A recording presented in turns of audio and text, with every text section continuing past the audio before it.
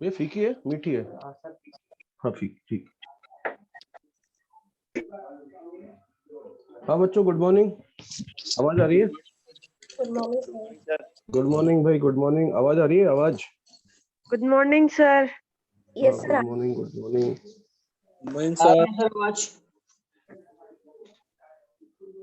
Good morning sir.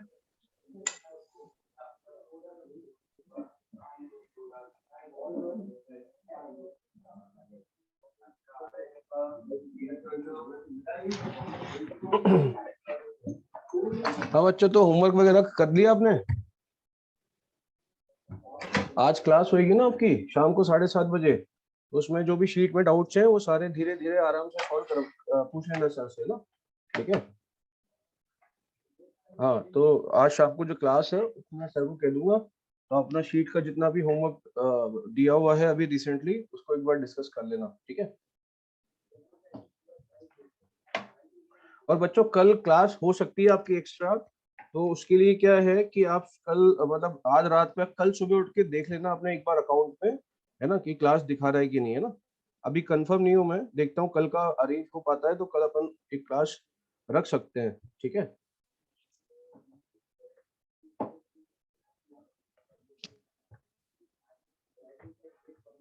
ठीक है बच्चों, कुछ बच्चे बोल रहे हैं फंडामेंटल ऑफ मैथ्स की शीट भी भेज दो। बेटा देखो मैं आपको एक फ्रेंकली बात बताऊं, 12th में आके फंडामेंटल ऑफ मैथ्स की शीट में बहुत टाइम देने का कोई लॉजिक नहीं बनता है, ठीक है? वो 11th में पढ़ाते हैं यार, फंडामेंटल ऑफ मैथ्स का कोई मतलब है नहीं।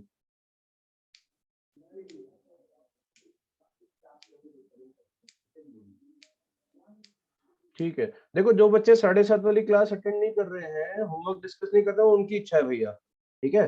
लेकिन होमवर्क अब 7:30 वाली क्लास में सारी डिस्कस करेंगे, जिसको पूछना हो आप पूछ लेना, ठीक है? इस क्लास में डिस्कस नहीं कर पाऊंगा मैं, क्लियर? क्योंकि आप लोगों को वैसे ही धीरे धीरे थोड़ा पढ़ाना पड़ता है ना?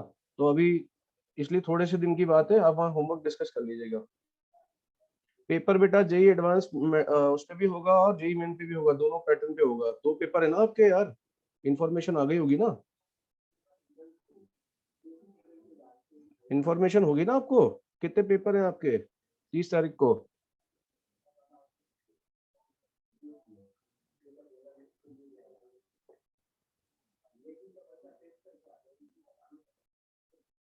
नो सर कैसे यार वीरेंद्र, कौन सी दुनिया में हो भाई, सारी इन्फॉर्मेशन है।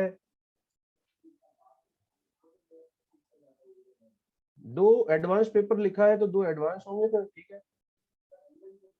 कोई दिक्कत नहीं है, जो उसमें लिखा है वही पेपर हो जाएंगे, अभी मैं बता देता हूँ देख के ना।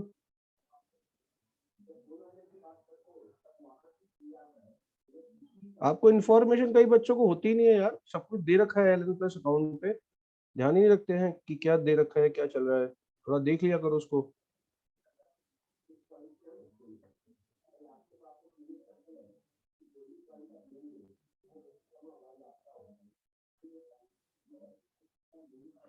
चलिए भैया, तो कल अपन ने कहाँ तक पढ़ा था? कहाँ तक पढ़ लिया था बच्चों अपन ने?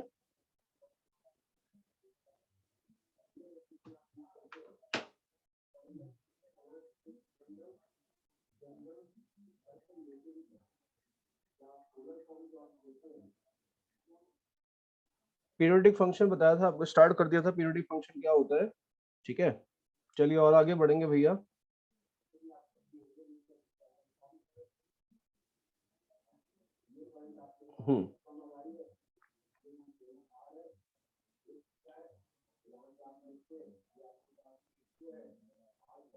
एक मिनट स्क्रीन शेयर कर दूं यार आपको। तो कल अपन ने देख लिया था पीरियोडिक फंक्शन क्या होता है, ठीक है?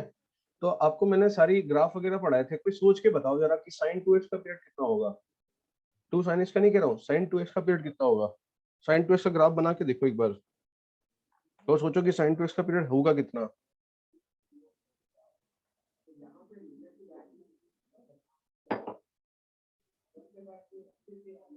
साइन 2x का पाई, वेरी गुड यार, बहुत बढ़िया, कई लोगों ने आंसर दे दिया यार, बहुत ही बढ़िया।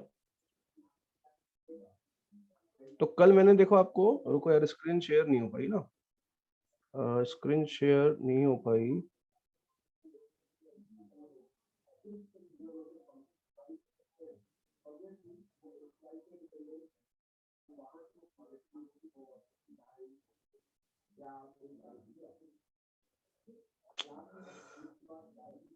यार थोड़ी सी दिक्कत, पता नहीं क्या दिक्कत आती है यार इसमें।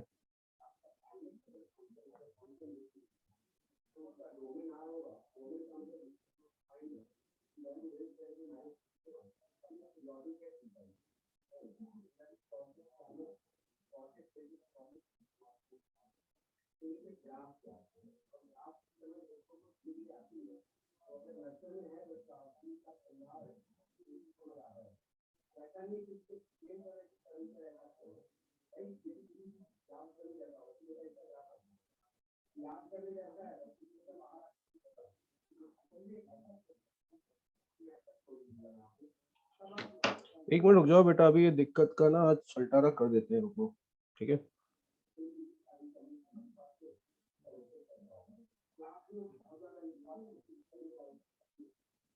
मैं कल क्या करूंगा, मैं ना 9:45 लॉग इन कर दूंगा, ताकि दिक्कतें जो है ना, मतलब 15 मिनट पहले ही लॉग इन करके बैठ जाऊंगा यार, क्योंकि डेली कर रहा है दिक्कत कुछ। अरे भाई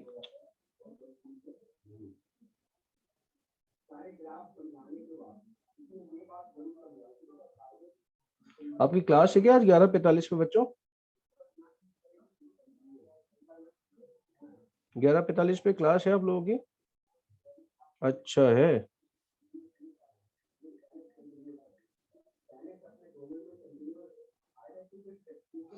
चलिए हो गया भैया, ये है ना।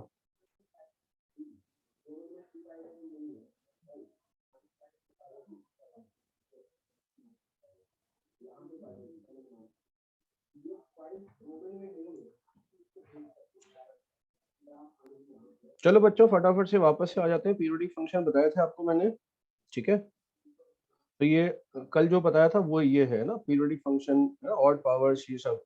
तो भैया ठीक है, अब ना ये समझते हैं कि पीरियोडिक फंक्शन का डेफिनेशन क्या होता है, वो एक बार देख लेते हैं भैया ना। पीरियोडिक फंक्शन का डेफिनेशन क्या क्या होता है, मतलब कैसे पीरियोडिक फंक्शन को डिफाइन किया जाएगा, ठीक।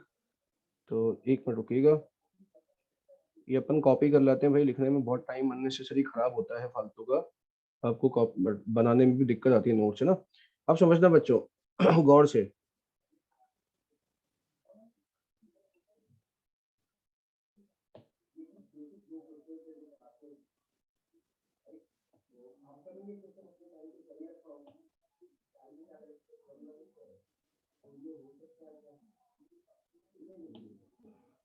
देखो जो अपन ने कल पढ़ा था ना वो भी इसमें आ जाएगा, ताकि हम लिख पाओगे ठीक से ना। ये देखो, ये है बच्चों, है ना पीरियोडिक, ठीक। चलो चलो चलो देखो, तो बच्चों देखो ये पीरियोडिक है। अब पीरियोडिक में क्या मतलब हुआ कि ये function f(x) is called periodic if there exist a positive number t। ऐसा कोई पॉजिटिव नंबर t एग्जिस्ट करता है, there exist a positive number t such that f(x + t) बराबर f(x) equal to f(x - t), f(x + t) equal to f(x) equal to f(x - t)। Clear, ये definition है ना। इसका मतलब क्या हुआ बच्चों कि जैसे कि हमारे पास साइन जो होता है, साइन, ठीक है। तो साइन क्या होता है बच्चों, गौर से देखना। साइन के अंदर हम ये बोल सकते हैं कि साइन में देखो, साइन 2π + x हमेशा साइन x होता है, साइन 4π + x हमेशा साइन x होता है, साइन 6π + x हमेशा साइन x होता है। इसका मतलब ये हुआ कि साइन, ये अगर इसको मैं t पढ़ूं तो डेफिनेशन क्या बोल रही है भाई, यही बोल रही है ना, साइन f(x + t) बराबर f(x). अब x - t करोगे, एक ही बात है वो, ठीक है। तो देखो बच्चों, तो यहाँ पर देखना, इसका मतलब t की जगह ये हो सकता है, t की जगह ये हो सकता है, t की जगह ये हो सकता है। इसका मतलब t की जो मिनिमम वैल्यू है, पॉजिटिव वैल्यू, उसको क्या बोलते हैं, फंडामेंटल पीरियड। तो फंडामेंटल पीरियड कितना होगा साइन का, 2π, ठीक है। तो कल हमने ये चीज पढ़ ली थी भैया, odd powers of sine x, this has power two, मतलब पीरियोडिक विद पीरियड 2π। ये कल बता दिया था भैया डिटेल में, बार बार डिस्कस नहीं करूंगा, एक ही चीज है ना। और देखो tan x cot x का बताया था, पाई होता है भैया। और इवन पावर्स जो होती है, इसकी इवन पावर्स अगर स्क्वायर कर दो, साइन स्क्वायर कॉस स्क्वायर, सबका कितना हो जाता है, पाई। ये कल समझा दिया था आपको, ठीक है। अब एक इंपॉर्टेंट पॉइंट है, very very important, if f(x) is period this then, अभी इसको मैं बाद में पढ़ता हूँ, पहले समझाता हूँ आपको, ठीक है। गौर से देखिएगा। अभी मैंने कुछ बच्चों से आपसे पूछा था कि what is the period of sin 2x, है ना, sin 2x का पीरियड क्या है। तो बच्चों क्या करेंगे, sin 2x का पीरियड अगर पता करना है तो एक काम करेंगे, माना कि पीरियड कितना है, x + t, मतलब पीरियड कितना है, t। इसका मतलब f(x + t) निकालेंगे तो कितना होगा, ट्वाइस ऑफ x की जगह क्या डाल दोगे, x + t। तो ये कितना हो गया बच्चों, sin 2t + 2x।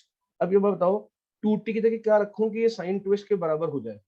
2t की जगह क्या रखूं, क्योंकि f ऑफ x के बराबर होना चाहिए, तो 2t की जगह क्या रखना पड़ेगा? 2 पाई। साइन का कितना होता है? 2 पाई ना, तो 2t की जगह 2 पाई रखेंगे, इसका मतलब t कितना होगा? पाई। क्लियर? इसका मतलब साइन 2x का पीरियड कितना हो गया भैया? पाई, है ना। अगर मैं आपसे पूछूं ऐसे ही कि बताइए साइन, बताइए भैया कि साइन 3x का पीरियड क्या होगा, तो आप बोलोगे कि भैया ये फंक्शन है ना साइन 3x, तो मानेंगे इसका पीरियड भैया t है, तो f of t plus x जो है बच्चों वो fx होना चाहिए। पीरियड है तो f of t plus x निकालेंगे, कितना आएगा? साइन 3 इंटू x की जगह पे t प्लस x डालेंगे, और ये कितना होना चाहिए? साइन 3x होना चाहिए। ठीक है, तो बच्चों यहाँ से बताओ कि साइन 3t प्लस 3x जो है, ठीक है, वो कितना हो गया? Sign 3x। अब बताओ यहाँ पर 3t की जगह कितना रखें मिनिमम, ताकि sign 3t plus 3x sign 3x हो जाए, तो sine 2 pi plus theta sine theta होता है, इसका मतलब 3t को कितना रखना पड़ेगा? 2 पाई। तो 3t बराबर 2 पाई, मतलब t बराबर कितना आ गया बच्चों? 2 पाई बाई 3। ये बात समझ में आई आपको, है ना। तो देखो अल्टीमेटली मैंने किया क्या, हमने ये किया, देखो साइन x का कितना होता है समझना। हमने बोला कि साइन x का पीरियड कितना था भैया? साइन x का पीरियड कितना था भाई? साइन x का था 2 पाई। तो हमने बोला कि साइन 2 पाई 2x का बताओ, तो हमने 2 पाई में 2 का डिवाइड मार दिया, तो हमारा आंसर पाई आ गया, है ना। हमने पूछा कि साइन 3x का पीरियड बताओ भैया, तो हमने क्या किया? साइन x का कितना था? 2 पाई, तो 2 पाई में 3 का डिवाइड मार दिया ना। समझ में आ गया? इसका मतलब कोई पूछे आपसे कि साइन 11x का पीरियड बताओ, तो आप सीधा बोलोगे कि साइन x का 2 पाई होता है, इसलिए साइन 11x का कितना होगा? 2 पाई बाई 11। बात समझ में आ गई? इसका मतलब हम क्या बोल सकते हैं कि अगर, अच्छा एक और बात, मैं अगर पूछता आपसे कि साइन x प्लस 5 कोई नंबर है, इसका पीरियड बताओ, तो 2 पाई आएगा भैया, क्योंकि x की जगह आप x प्लस 3 डालोगे ना, x की जगह x प्लस 5 डालोगे। ठीक है, इसका मतलब कुछ जोड़ने से फर्क पड़ेगा नहीं, लेकिन इनटू करेंगे अगर तो फर्क पड़ेगा। इसका मतलब बच्चों ये हुआ कि अगर मैं पूछूं कि भैया साइन ऑफ 15x प्लस 11 इसका पीरियड बताओ, तो आप क्या बोलोगे? साइन थीटा का 2 पाई होता है, इसलिए ये 15 से मल्टीप्लाई किया तो 2 पाई अपॉन 15 कितना हो जाएगा? 2 पाई अपॉन 15। ये बात समझ में आ गई भैया? ठीक है, चलिए आगे देखते हैं। इसका मतलब क्या हुआ कि बच्चों अगर एक फंक्शन है fx, अगर एक फंक्शन है fx, उसका पीरियड अगर t है, कितना है? पीरियड है t। ठीक है, तो अगर हमारे पास हम फंक्शन में क्या कर रहे हैं, x की जगह पे x प्लस b डाल दें, तो पीरियड जो है ना वो कितना हो जाएगा? t में किसका डिवाइड मार देंगे? a का। और क्योंकि बच्चों a नेगेटिव भी हो सकता है लेकिन पीरियड पॉजिटिव होता है, इसलिए क्या करेंगे? मॉड। बात समझ में आ गई? कहने का मतलब क्या है कि अगर कोई पूछे कि साइन -3x प्लस 5 का पीरियड बताओ, तो आप क्या करोगे? 2 पाई में -3 का डिवाइड नहीं करोगे, -3 के मॉड का मतलब 3 का डिवाइड करोगे तो 2 पाई बाई 3 आ जाएगा। मतलब बात समझ में आ गई, है ना। इसका मतलब ये हुआ बच्चों की अगर कोई पूछे कि भैया fractional part of 3x plus 2 का वो बताओ पीरियड, तो चूंकि फ्रैक्शनल पार्ट ऑफ x का 1 होता है, तो 3x का किया है इसलिए 3 का डिवाइड कर देंगे। बात समझ में आ गई। कोई पूछे कि fractional part of x by 3 का बताओ, x बाई 3 का फ्रैक्शनल पार्ट का पीरियड बताना है, तो फ्रैक्शनल पार्ट का 1 होता है, तो x से कौन मल्टीप्लाई किया? 1/3, तो 1/3 का डिवाइड करेंगे तो 3 हो जाएगा पीरियड। बात समझ में आ रही है भैया? ठीक है, इस तरह से हम इसको डील करते हैं। क्लियर? क्लियर है ना बच्चों? जल्दी देखो फटाफट फटाफट, तो इसमें तो कोई दिक्कत नहीं है ना। लेकिन बच्चों देखो एक चीज मैं समझाता हूँ अभी, और देखिएगा। मान लो कोई पूछे आपसे कि यार जैसे ना ये देखो आप, ये फंक्शन है fx, अच्छा नोट लिख देता हूँ पहले एक, है ना। ठीक है, एक नोट ये है बच्चों कि मान लो कि f एक फंक्शन है पीरियोडिक जिसका पीरियड t1 है, g एक फंक्शन है पीरियोडिक जिसका पीरियड t2 है। तो देन अगर आप दोनों को ऐड करके एक नया फंक्शन बना लो, या सब्ट्रैक्ट करके या इनटू करके, ठीक है, एक नया फंक्शन बना लो, तो इसका पीरियड क्या होगा? इसका पीरियड होगा LCM of t1 and t2। ये समझाने की कोशिश करता हूं मैं आपको, समझिएगा कि एक फंक्शन है f जिसका पीरियड 2 है, एग्जांपल है ये ना, ठीक है, और एक फंक्शन है g जिसका पीरियड 3 है। तो इसका मतलब क्या हुआ कि हम f का ग्राफ ड्रॉ करके बताते हैं आपको। ठीक है, तो f जो है ना वो 2-2 के इंटरवल में खुद को क्या करेगा? रिपीट। तो बच्चों इसका मतलब क्या हुआ कि ये 0 से 2 तक का इंटरवल है, और 2 से 4 तक का इंटरवल है, 4 से 6 तक का इंटरवल है, 6 से 8 तक का इंटरवल है। सही बात है ना। ये आ गया, है ना। तो 2-2 के इंटरवल में कौन रिपीट हो रहा है? f। लेकिन हम बात कर रहे हैं जी की, तो बच्चों जी का क्या है? पीरियड 3। तो मान लेते हैं जी भी यहाँ से शुरू होगा, लेकिन जी का पीरियड 3 है, मतलब जी का एक चक्कर यहाँ खत्म होगा 3 पे ना, तो दूसरा कहाँ खत्म होगा भैया? 6 पे। आई बात समझ में? तो ये बताओ अगर मैं दोनों को जोड़ दूं f और g, ठीक है, अगर दोनों को जोड़ के एक फंक्शन बनाऊं एच एक्स बराबर एफ एक्स प्लस जी एक्स, तो कॉमन सेंस लगा के बताओ ये पूरा फंक्शन कब रिपीट होना चालू करेगा? तो देखो दोनों फंक्शन यहाँ से शुरू हुए थे, तो एफ और जी का सम यहाँ से शुरू होगा, कितना? 0। उसके बाद क्या होगा कि जब हम 2 पे जाएंगे तो 2 पे नीला तो रिपीट होगा, बट ये अभी रिपीट करना चालू नहीं हुआ। लेकिन 6 पे फिर से दोनों कहाँ जाएंगे, यहीं से, तो दोनों की शुरुआत फिर से यहाँ से होगी। जैसे यहाँ से हुई थी तो पीरियड कितना आ जाएगा 6, पीरियड कितना आ जाएगा भैया 6। इसका मतलब क्या हुआ कि इसका पीरियड 2 है, इसका पीरियड 3 है, तो दोनों का सम का या डिफरेंस का या माइनस भी कर दें या इनटू भी कर दें तो उसका पीरियड जो आएगा कितना आएगा, दोनों का एलसीएम। ठीक है भैया, समझ गए। अब एलसीएम मैं समझा देता हूँ आपको, क्योंकि एलसीएम भी हो सकता है बच्चों को डाउट हो एलसीएम कैसे निकालते हैं।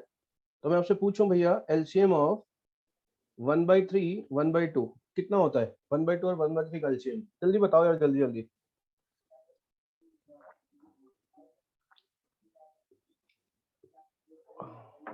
1/3 और 1/2 का एलसीएम, ठीक है। तो भैया 6 मत बोल देना, और वेरी गुड 5/6 बोला किसी ने, बहुत ही बढ़िया। कहाँ से लाते हो, जोड़ने को थोड़ा ना बोला था तुमने, तो दोनों को जोड़ दिया यार। 1/6 एलसीएम है, बहुत ही बढ़िया, शानदार, बहुत बढ़िया, शानदार। एलसीएम का मतलब ही नहीं पता हमको ना। 2 और 3 का एलसीएम क्या होता है 6। क्या मतलब है इसका कि 2 के टेबल में, 2 के मल्टीपल्स में कौन आता है 6 आता है, 3 के टेबल्स में 6 आता है। 1/2 का टेबल बोलना नालायक हो, 1/2 का टेबल 1/2 बन जा 1/2, 1/2 टू जा 1, 1/6 कहाँ से आ गया? अरे कॉमन सेंस तो लगाया करो यार, कुछ भी बोल देते हो भाई। 11वीं मतलब 12th में हो यार, एलसीएम में डाउट है। तो इसका एलसीएम होता है 1, क्योंकि हाँ 1/3 के टेबल में भी 1 आएगा, 1/2 के टेबल में 1 आएगा, ठीक है ना। ऐसे एक भाई साहब ने तो जोड़ दिए, दोनों का ऐड कर दिया और 5/6 बोल दिया, उन्होंने ऐड करने को थोड़ा बोला यार। तो इसका मतलब देखो एलसीएम कैसे निकालते हैं वो समझा देता हूँ। LCM of A by P B by Q, ठीक है। तो एलसीएम कैसे निकालते हैं भैया, इसका एलसीएम होता है LCM of numerator, LCM of A B. जो ऊपर ए बी है उनका तो लेना है एलसीएम, और नीचे वालों को लेना है एचसीएफ। पी और क्यू का क्या लेना है एचसीएफ। बात समझना कि जैसे अगर मैं पूछूं आपसे कि एलसीएम निकालना है मुझे किसका, 5/6 का, है ना, और ये मान लो 8/9, इसका एलसीएम निकालना है, तो क्या करेंगे भैया, ऊपर 5 और 8 का क्या निकालेंगे एलसीएम, वो कितना होगा 40, ठीक है। और नीचे का क्या निकालेंगे HCF, highest common factor. Highest common factor कितना है 3, ये आ गया। समझ गए भैया? बताओ इसमें भी डाउट्स हैं? देखो अब आगे समझना। तो अगर मैं आपसे पूछूं कि f(x) बराबर sign 2x/3 plus sign 5x upon 4, इसका पीरियड निकालना है, ठीक है। तो बच्चों क्या करेंगे, साइन x 2x/3 का निकालेंगे, कितना आ जाएगा 2 पाई होता है वैसे तो, पर इसमें 2/3 का डिवाइड मारेंगे, और इसका कितना हो जाएगा, वैसे तो साइन का 2 पाई होता है पर 5/4 का क्या करेंगे डिवाइड मारेंगे, ठीक है। तो ये कितना हो जाएगा भैया, इसका हो जाएगा 3 पाई, और बच्चों इसका कितना हो जाएगा हमारे पास 8 पाई/5, ठीक है। अब इन दोनों का क्या लेना है अपने को, एलसीएम, ठीक है। तो पीरियड कितना आ जाएगा दोनों का एलसीएम, तो ये है 3 पाई/1, तो 3 पाई और 8 पाई का क्या लोगे एलसीएम, कितना होगा 24 पाई, और 1 और 5 का एचसीएफ कितना होगा 1, तो ये आ गया 24 पाई इसका आंसर, ये अपना पीरियड है। आगे बात समझ में भैया? लेकिन अब एक चीज समझिएगा,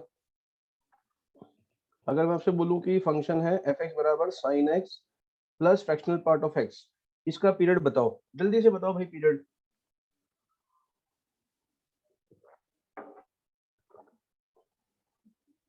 कितना आएगा बोलो। देखो साइन x का होता है 2 पाई, फ्रैक्शनल पार्ट x का होता है 1। अब बच्चों एक बात बताओ, एलसीएम क्या होता है, जो दोनों के टेबल में आए, ऐसा नंबर जो दोनों के टेबल में आए। एक बात बताया 2 पाई 1 जा 2 कर दो, 2 पाई 1 जा 2, अरे 2 पाई 1 जा 2 नहीं यार, 2 पाई इंटू 1 करोगे कितना आएगा 2 पाई, 2 पाई इंटू 2 करोगे 4 पाई। मतलब 2 पाई के कितने भी इंटीग्रल मल्टीपल ले लो, पाई के मल्टीपल में आएगा, मतलब इसके मल्टीपल सारे इरेशनल होंगे, क्या होंगे इरेशनल।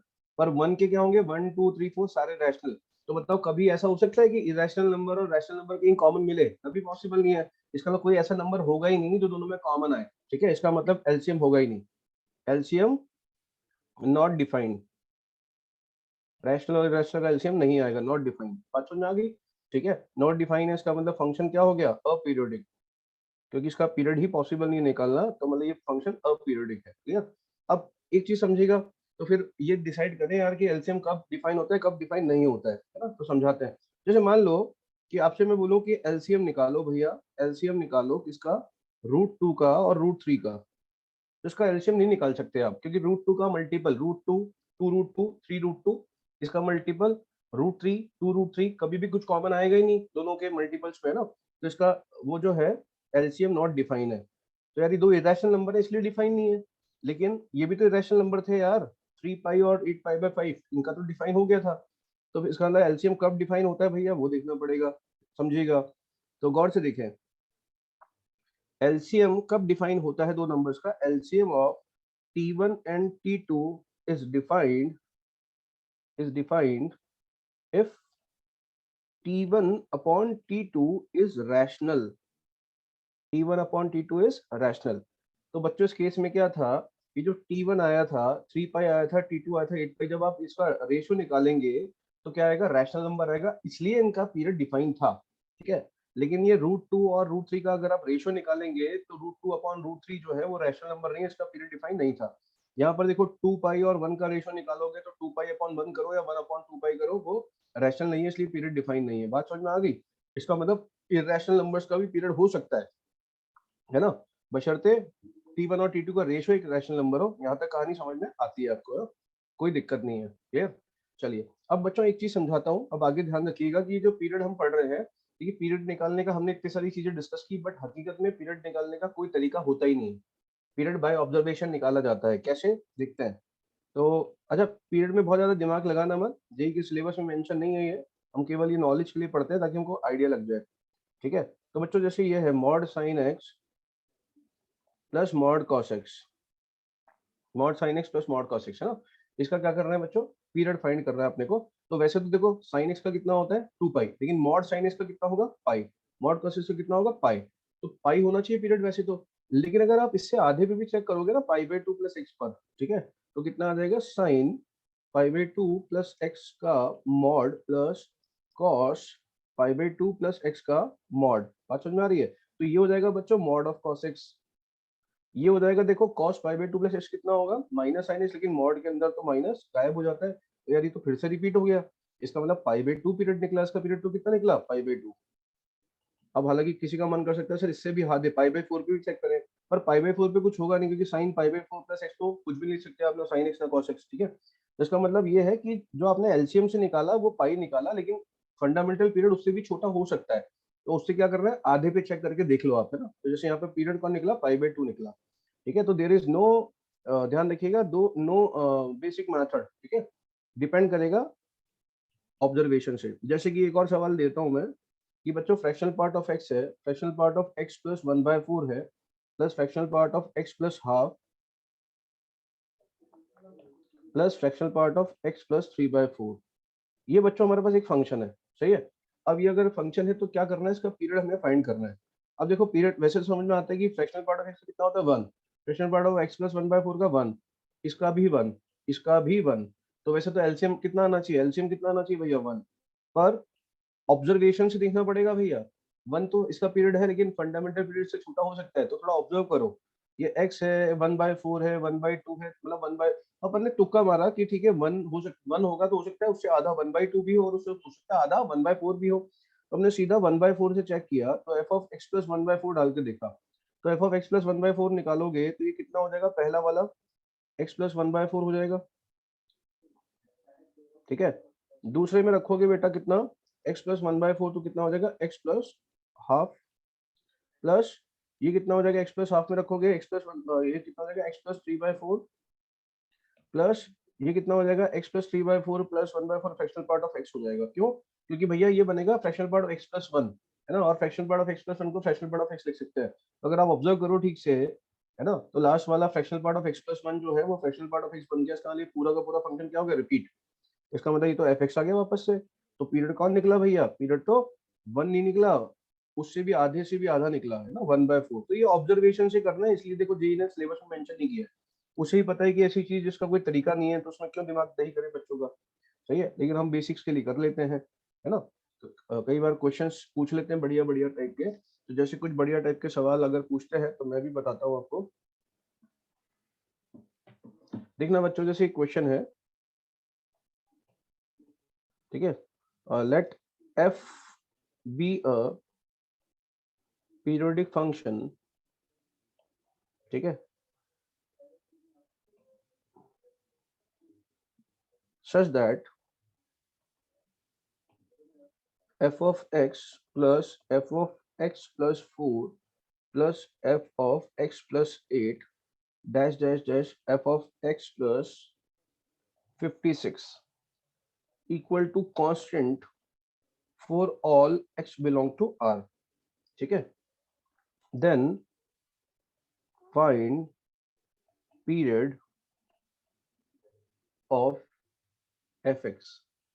ठीक है, ये सवाल है। तो बच्चों सवाल क्या है कि एक फंक्शन है जिसका जो है पीरियोडिक, लेकिन पीरियड नहीं पता, पर एक कंडीशन दे रखी है कि फंक्शन x की हर वैल्यू पर ये f of x plus f of this plus this f of x plus 56 का आंसर हमेशा कांस्टेंट ही रहता है। कांस्टेंट रहता है मतलब फिक्स रहता है। मतलब जैसे मान लो ये कांस्टेंट 10 है, इसका मतलब x की जगह आप कुछ भी रख दो, 15 रख दो, 20 रख दो, 25 रख दो, x की जगह कुछ भी रख दो, ये पूरा का पूरा जो समेशन का वैल्यू है वो 10 ही आएगा, है ना। कितना आएगा? 10। अब ये मुझको ना 10 कैसे पता चला, कई ऐसे सवाल पूछ लेते हैं आप में से ना, भाई कांस्टेंट है एक चीज, है ना। कांस्टेंट वाला एग्जांपल के लिए बता रहा हूँ, मान लो कुछ होगा, कुछ एक ही कांस्टेंट होगा, या 10 होगा या 20 होगा, कुछ भी एक कांस्टेंट होगा। इसका मतलब फिर x की जगह कुछ भी रख दो, ये सम हमेशा वही 10 आएगा। x की जगह कुछ भी रख दो, वो सम हमेशा वही 10 आएगा। समझ में आ रही बात?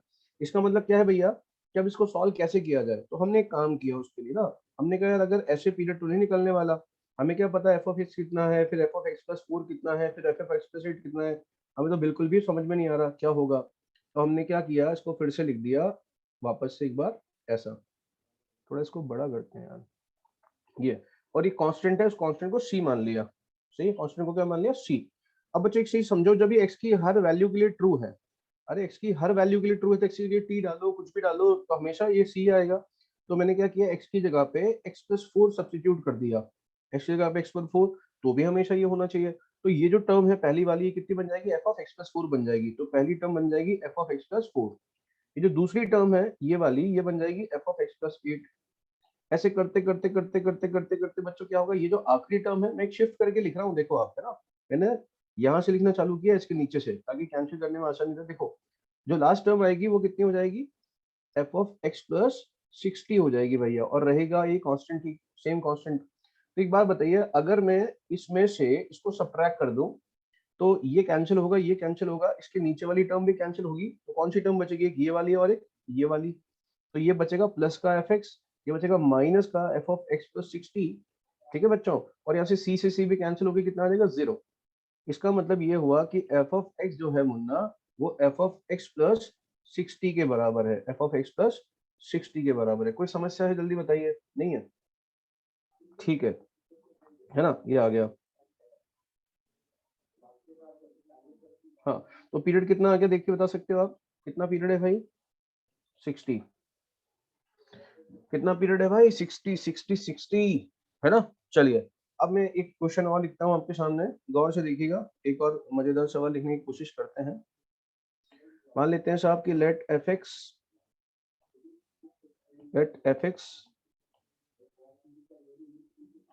be an even periodic function, मतलब fx जो है वो पीरियोडिक भी है और इवन भी है फंक्शन, with period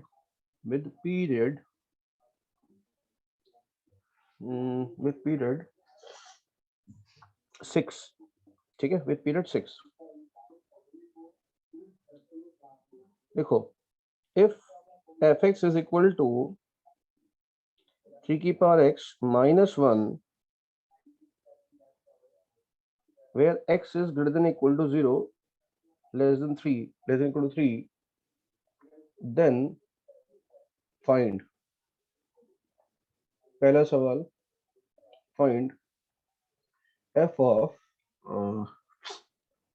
of 13, दूसरा सवाल f of -7। ठीक है, तीसरा सवाल, तीसरा यार यहाँ यही लिख देते हैं, third question, find solution of the equation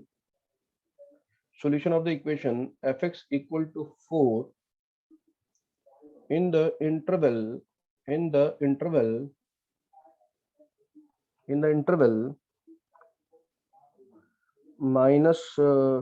-15 से 30।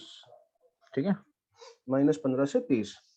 देखिए बच्चों, अभी क्वेश्चन में क्या करना है, गौर से देखो, ठीक से पढ़ो एक बार। एक फंक्शन है fx जो कि पीरियोडिक है, पीरियड 6 है, लेकिन फंक्शन क्या है वो नहीं बता रखा। और इतना बता रखा है कि जब x की वैल्यू 0 से 3 है ना तब फंक्शन ये है, बाकी जब x की वैल्यू 3 से बड़ी है या 0 से छोटी है तब फंक्शन क्या है ये बता नहीं रखा, बस ये बता रखा कि फंक्शन इवन है, पीरियोडिक है, पीरियड कितना है 6 है भैया। तो हम एक काम करेंगे, गौर से देखना फटाफट से, ये यहाँ पर मैं कोशिश करूंगा कि इधर ही बना लूं सारा। तो बेटा थोड़ा सा ना हम ग्राफ बनाने की कोशिश करते हैं, समझने का प्रयास करते हैं इसको कि अभी क्या होगा, कैसे होगा, क्यों होगा, ठीक है। तो एक बात समझिएगा यहाँ से, ठीक। अच्छा, शुरू के 2 क्वेश्चन तो हम ऐसे ही कर सकते हैं, है ना। शुरू के 2 क्वेश्चन में ग्राफ की जरूरत नहीं है, जैसे वो बता देता हूँ मैं आपको दोनों क्वेश्चन करके। f ऑफ 13 पूछा है साहब इसने, f ऑफ 13। अब बताइए एक फंक्शन का पीरियड कितना है 6, तो जो वैल्यू 13 पे होगी वही क्या होगी 13 प्लस 6 पे होगी, और वही 13 माइनस 6 पे भी होगी। ये बात समझ पा रहे हो ना भाई, पीरियड 6 है 6, इसका मतलब जो वैल्यू 13 पे होगी ना, इसका मतलब वो वापस 6 के बाद रिपीट होगी 13 प्लस 6 पे, और वही 13 माइनस 6 पे। बात समझ पा रहे हो, कुछ तो बोलो भाई, समझ में आ गया ये, ठीक है। तो f ऑफ 13 जो है ना, समझो 13 पर जो वैल्यू है वही 6 पीछे मतलब 7 पर वैल्यू है, और वही 6 पीछे 1 पर वैल्यू है। इसका मतलब जो वैल्यू 1 पर है वही 13 पर है। तो f ऑफ 13 निकालने का मतलब f ऑफ 1 निकालना है, और अगर f ऑफ 1 निकालना है तो वो निकाल सकते हैं, क्योंकि f ऑफ x की वैल्यू हमें पता इतनी है, जब x की वैल्यू 0 से 3 तक डाल दे तो 0 से 3 में 1 होता है ना, तो मतलब f ऑफ 1 की वैल्यू यहाँ से निकल जाएगी। f ऑफ 1 कितना आएगा 3 की पावर 1 माइनस 1 दैट इज 2, ये आंसर आ गया भाई। अब ऐसे ही f ऑफ माइनस 7 निकालना है भाई, f of minus 7, f of minus 7 में फिर फंडा लगाएंगे क्या, f ऑफ माइनस 7 में ये फंडा लगाएंगे भाई, देखो कि फंक्शन इवन भी तो है, फंक्शन इवन भी है ना, तो इवन है मतलब फंक्शन अगर इवन है इसका मतलब क्या है, f ऑफ माइनस 7 जो है वो f ऑफ 7 के बराबर होगा, और अगर f ऑफ 7 पे वैल्यू निकालनी तो पीरियड 6 है, तो जो वैल्यू 7 पर है वही किस पे रही होगी 1 पे, तो f ऑफ 1 वापस से इसका आंसर भी 2 हो गया सब, कोई दिक्कत है। अब देखिए लेकिन ये निकालना है fx बराबर 4, मतलब ये बोल रहा है कि x की वैल्यू -15 से 30 के बीच में कितने ऐसे पॉइंट्स हैं जहाँ fx की वैल्यू 4 बनती है। तो हमें क्या कैसे पता, -15 से 30 तक ग्राफ बनाऊंगा तभी पता चलेगा। तो हमने क्या किया, गौर से देखें बच्चों, है ना, गौर से दिखना है कि हमें पता है कि x की वैल्यू 0 से 3 के बीच में है, तो हमें फंक्शन दे रखा है ये 3 की पावर x माइनस 1। अब 3 की पावर x का ग्राफ आप जानते हो, 3 की पावर x का ग्राफ कैसा होता है, जैसे e की पावर x आता है यूं करके, कैसा होता है भाई यूं करके, लेकिन -1 करोगे तो ग्राफ क्या होगा, कुछ नहीं यार ऐसे ही रहेगा, एक नीचे शिफ्ट हो जाएगा, ठीक है भैया। f(7) बहुत ही बढ़िया यार, कहाँ ध्यान देता है भाई, 3 बार तो पूछा मैंने, 4 बार पूछा, समझ में आ गया f(7)। अरे भाई बात बताइए कि पीरियोडिक फंक्शन है ना, तो जो वैल्यू 7 पे रहेगी फंक्शन की वही वैल्यू कब होगी 6 पीछे, पीरियड का मतलब ये होता है ना फंक्शन रिपीट कर रहा है, तो वैल्यू जो 6 7 पर है वही किस पर है 7 प्लस 6 पर है, और वही वैल्यू किस पर है 7 माइनस 6 पर है, तो किस पे होगी 7 माइनस 6 कितना होता है 1, इसका मतलब जो वैल्यू 1 पे होगी वही 7 पे होगी ना, यही तो पीरियड है भैया, ये तो बताया पीरियडिक का मतलब क्या है, कि जो वैल्यू यहाँ है वही t प्लस x पर होगी, जो वैल्यू 1 पर है वही 1 प्लस 6 मतलब 7 पर होगी। आगे समझ में बेटा आदित्य, सुना करो पूरा एक बार में यार। देखो तो इसका मतलब क्या है कि भैया 0 से 3 में कैसा ग्राफ बनेगा, 0 से 3 में 3 की पावर x माइनस 1 वाला ग्राफ बनेगा, कितना 3 की पावर x माइनस 1, कोई दिक्कत है, तो भैया 3 की पावर x माइनस 1 वाला ग्राफ बनेगा, x बराबर 0 रख देंगे यहाँ पे, तो कितना हो जाएगा, अरे रखो भाई रखो, x बराबर 0 रखो, बैठे मत रहो, रख के बताओ, 3 की पावर x में x बराबर 0 डालो, कितना आएगा 0, इसका मतलब ग्राफ कहाँ से शुरू होगा 0 पर, ग्राफ 0 से शुरू होगा और ऐसा बनेगा 3 की पावर x माइनस 1 का ग्राफ ऐसा, बात समझ में आ रही है। लेकिन कहाँ तक बनाना है भैया, x बराबर 3 तक, x बराबर 3 रखो इसमें फटाफट से, कितना आएगा 3 की पावर 3 27 माइनस 1 26। कुछ बच्चे तो यार तुरंत आंसर देते, कुछ बच्चे केवल बैठे रहते हैं साहब, वो भी इंजॉय कर रहे हैं जैसे, तो लिखा करो ना फटाफट से, कैलकुलेशन आगे से आगे करो ना, दिमाग कैसे चलेगा, बैठे रहते हैं कि प्लस माइनस भी सर करेंगे। देखो भैया ये आ गया 26 है ना, सॉरी, हाँ तो ये कितना पॉइंट आया ना 26, ये ग्राफ बन गया भैया 0 से 3 में है ना, कौन सा ग्राफ है y बराबर 3 की पावर x माइनस 1 का।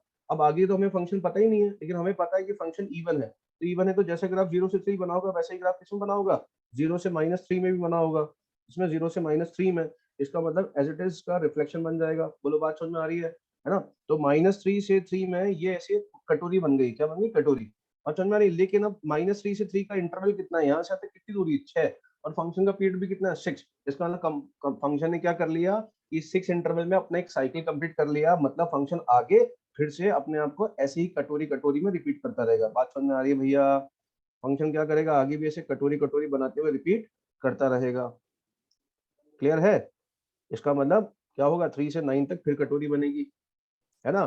फिर 9 से कहाँ तक, 15 तक फिर कटोरी बनेगी। सही है?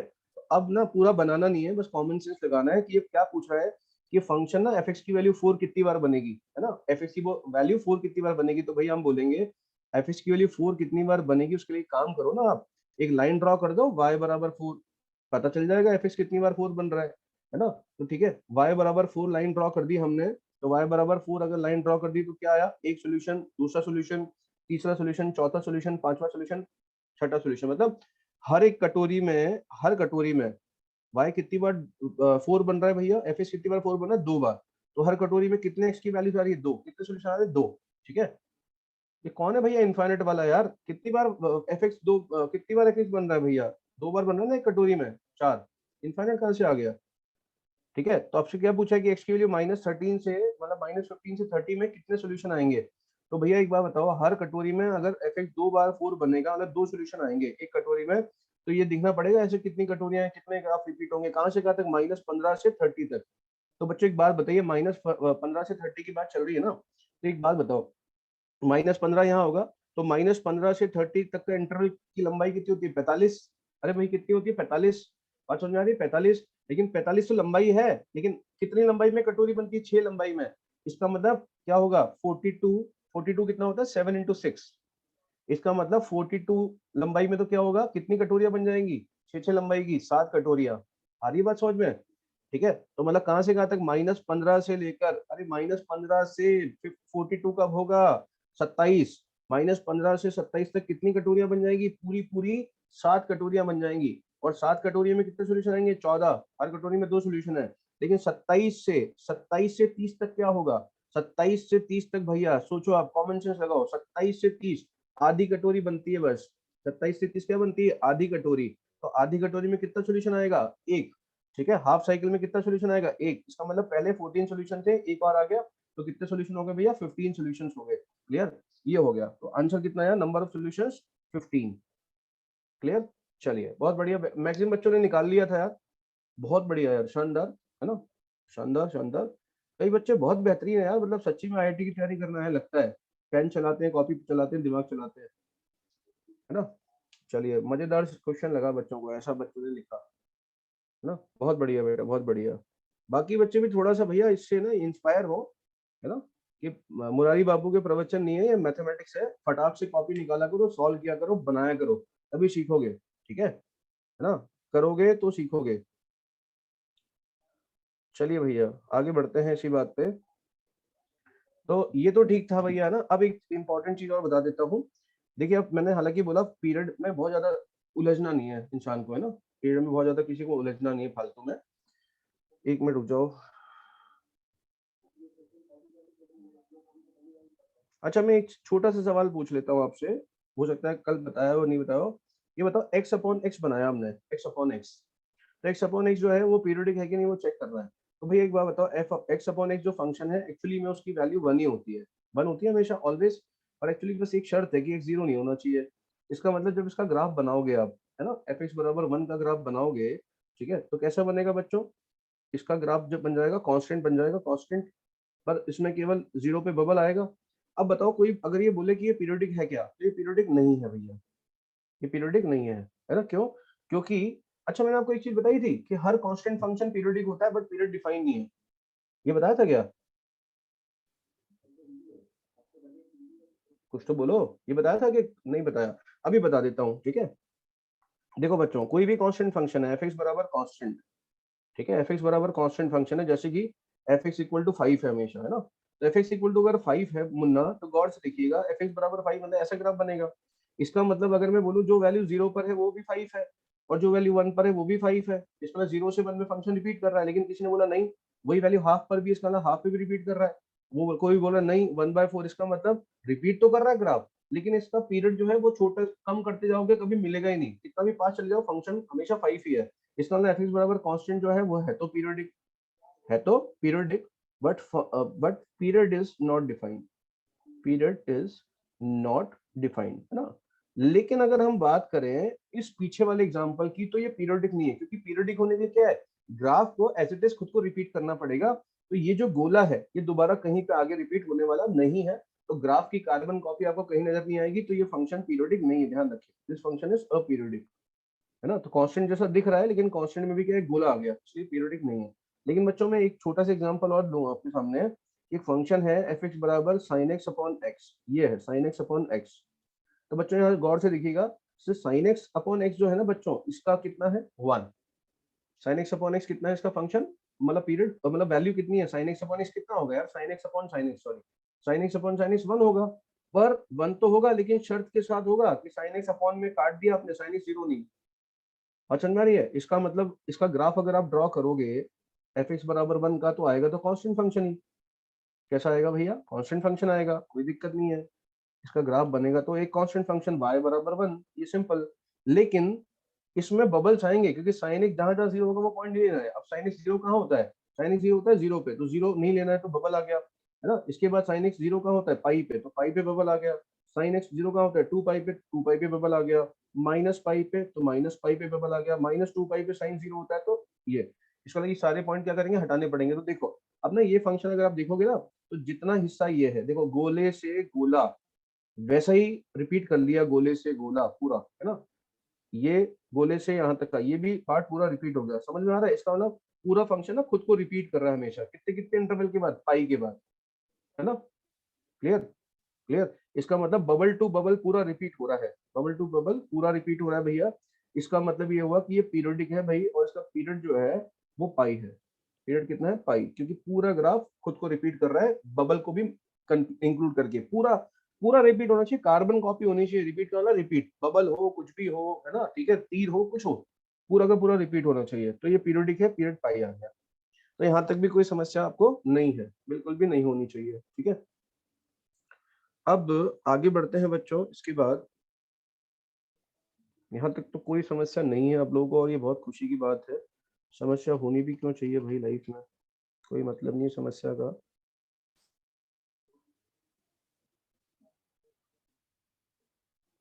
एक मिनट रुक जाइएगा, एक मिनट, एक मिनट। अब बच्चों मैं ना क्वेश्चन ले रहा हूँ, है ना, अब समझिएगा, गौर से समझने की कोशिश करिएगा इसको, गौर से, है ना। देखो एक नोट में लिख रहा हूँ कि देखो यार क्या है, वही कि fx जो फंक्शन है उसका पीरियड t1 है, gx जो फंक्शन है उसका पीरियड t2 है। तो अगर मैंने एक नया फंक्शन डिफाइन किया hx जो कि fx अपॉन gx है, तो इसका जो पीरियड आएगा, इसका पीरियड क्या आएगा, इसका पीरियड आ जाएगा एलसीएम ऑफ t1 t2, ये तो हमने देखा ही था, एलसीएम ऑफ t1 t2। पर एक बहुत इंपॉर्टेंट बात है, provided gx not equal to 0। यहाँ पर एक नई कंडीशन आ गई, एलसीएम तो आएगा लेकिन साथ में gx 0 बनता है क्या, इसका भी ध्यान रखना पड़ेगा। तो इसको अपन समझने की कोशिश करते हैं, इसका मतलब क्या है। तो गौर से लिखना बच्चों, ये क्वेश्चन है कि भाई fx बराबर कितना है, sin x plus sin 5x cos x plus cos 5x, ठीक है, ये है। अब किसी ने बोला एलसीएम इसका ना पीरियड निकालो, तो देखो दो तरीके हैं करने के। पहला तरीका, ठीक है ना, क्या लोग कैसे करते हैं भाई, देखो वो बताता हूँ। लोग यूं करते हैं कि भाई साइन ऊपर वाले का पीरियड निकाल लेते हैं, न्यूमरेटर का, तो साइन एक्स में कितना आएगा,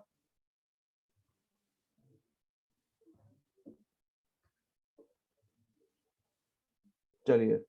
अब बेटा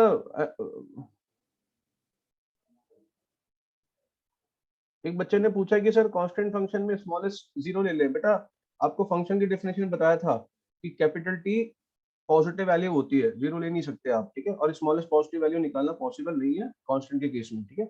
चलिए इसमें क्या करेंगे, बहुत सारे बच्चों ने आंसर डालना भी चालू कर दिया, धड़ाधड़ धड़ाधड़ धड़ाधड़। तो देखो देखते हैं, जरा समझते हैं कि साइन एक्स का पीरियड कितना है बच्चों, 2 पाई, साइन 5x का कितना है, 2 पाई बाय 5। तो एलसीएम लेंगे तो इस पूरे का पीरियड आ जाएगा कितना, 2 पाई अपॉन 1, मतलब 2 पाई आ गया, है ना। नीचे cos x है, cos x का भी वही 2 पाई, इसका वही, इसका क्या 2 पाई। तो लोगों का आंसर क्या आ जाता है, गौर से समझना भैया, गौर से समझना, लोगों का आंसर हो जाता है हमारे पास, लोग आंसर देते हैं 2 पाई और 2 पाई का एलसीएम, एलसीएम है 2 पाई।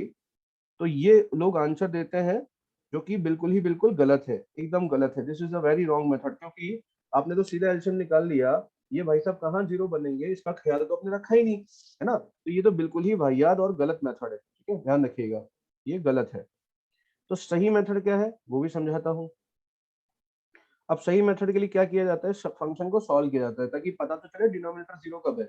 तो हम क्या करेंगे, ऊपर sine C plus sine D लगाएंगे, तो 2 sine C plus D by two करोगे तो साइन 3x आएगा, cos C minus D by two करोगे तो कॉस 2x आएगा, नीचे cos C plus cos D लगाया, 2 cos C plus D by two cos C minus D by two. अब समझिएगा भैया, अच्छे से समझिएगा कि fx का वैल्यू आ गया tan 3x के बराबर। fx कितना आ गया, tan 3x।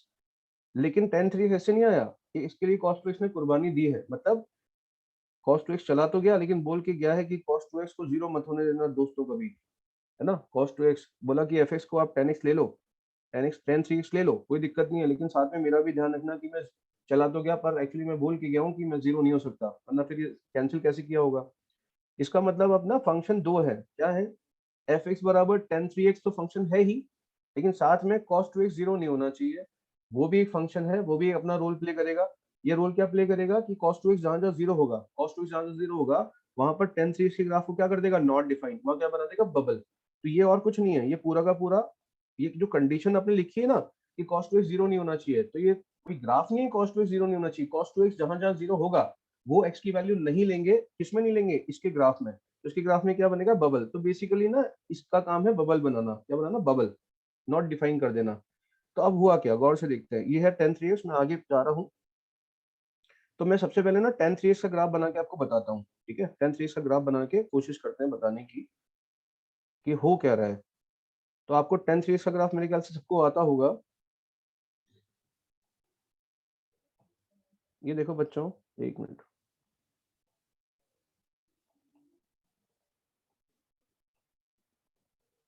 tan का ग्राफ, ग्राफ बना रहे हैं भाई, है ना ये।